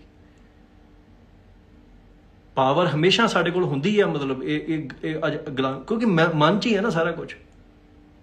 ਇਹ ਤਾਂ ਨਹੀਂ ਹੈਗਾ ਵੀ ਪੰਜਾਬ ਦੇ 2 ਕਰੋੜ ਸਿੱਖਾਂ ਨੂੰ ਉਹਨਾਂ ਨੇ ਆਣ ਕੇ ਦੇ ਲੱਤਾਂ ਨੂੰ ਸੰਗਲ ਮਾਰੇ ਨੇ, ਮਨ ਨੂੰ ਹੀ ਸੰਗਲ ਮਾਰ ਦਿੱਤਾ ਉਹਨਾਂ ਨੇ। ਇੱਕ ਡਰ ਦਾ ਮਾਹੌਲ ਪੈਦਾ ਕੀਤਾ, ਜਿੱਥੇ ਤੁਹਾਡੇ ਸਾਹਮਣੇ ਤੁਹਾਡੇ ਲਈ ਤੁਰੇ ਹੋਏ ਕਿਸੇ ਸ਼ਖਸ ਨੂੰ ਤੁਹਾਡੇ ਸਾਹਮਣੇ ਤੁਹਾਡੀ ਆਜ਼ਾਦੀ ਦੀ ਗੱਲ ਕਰ ਰਿਹਾ ਕਿਸੇ ਬੰਦੇ ਨੂੰ ਫੜ ਕੇ ਕੋਹ ਕੇ ਮਾਰਿਆ ਜਾਂਦਾ ਤੇ ਤੁਸੀਂ ਚੁੱਪ ਬੈਠੇ ਰਹਿੰਦੇ ਹੋ।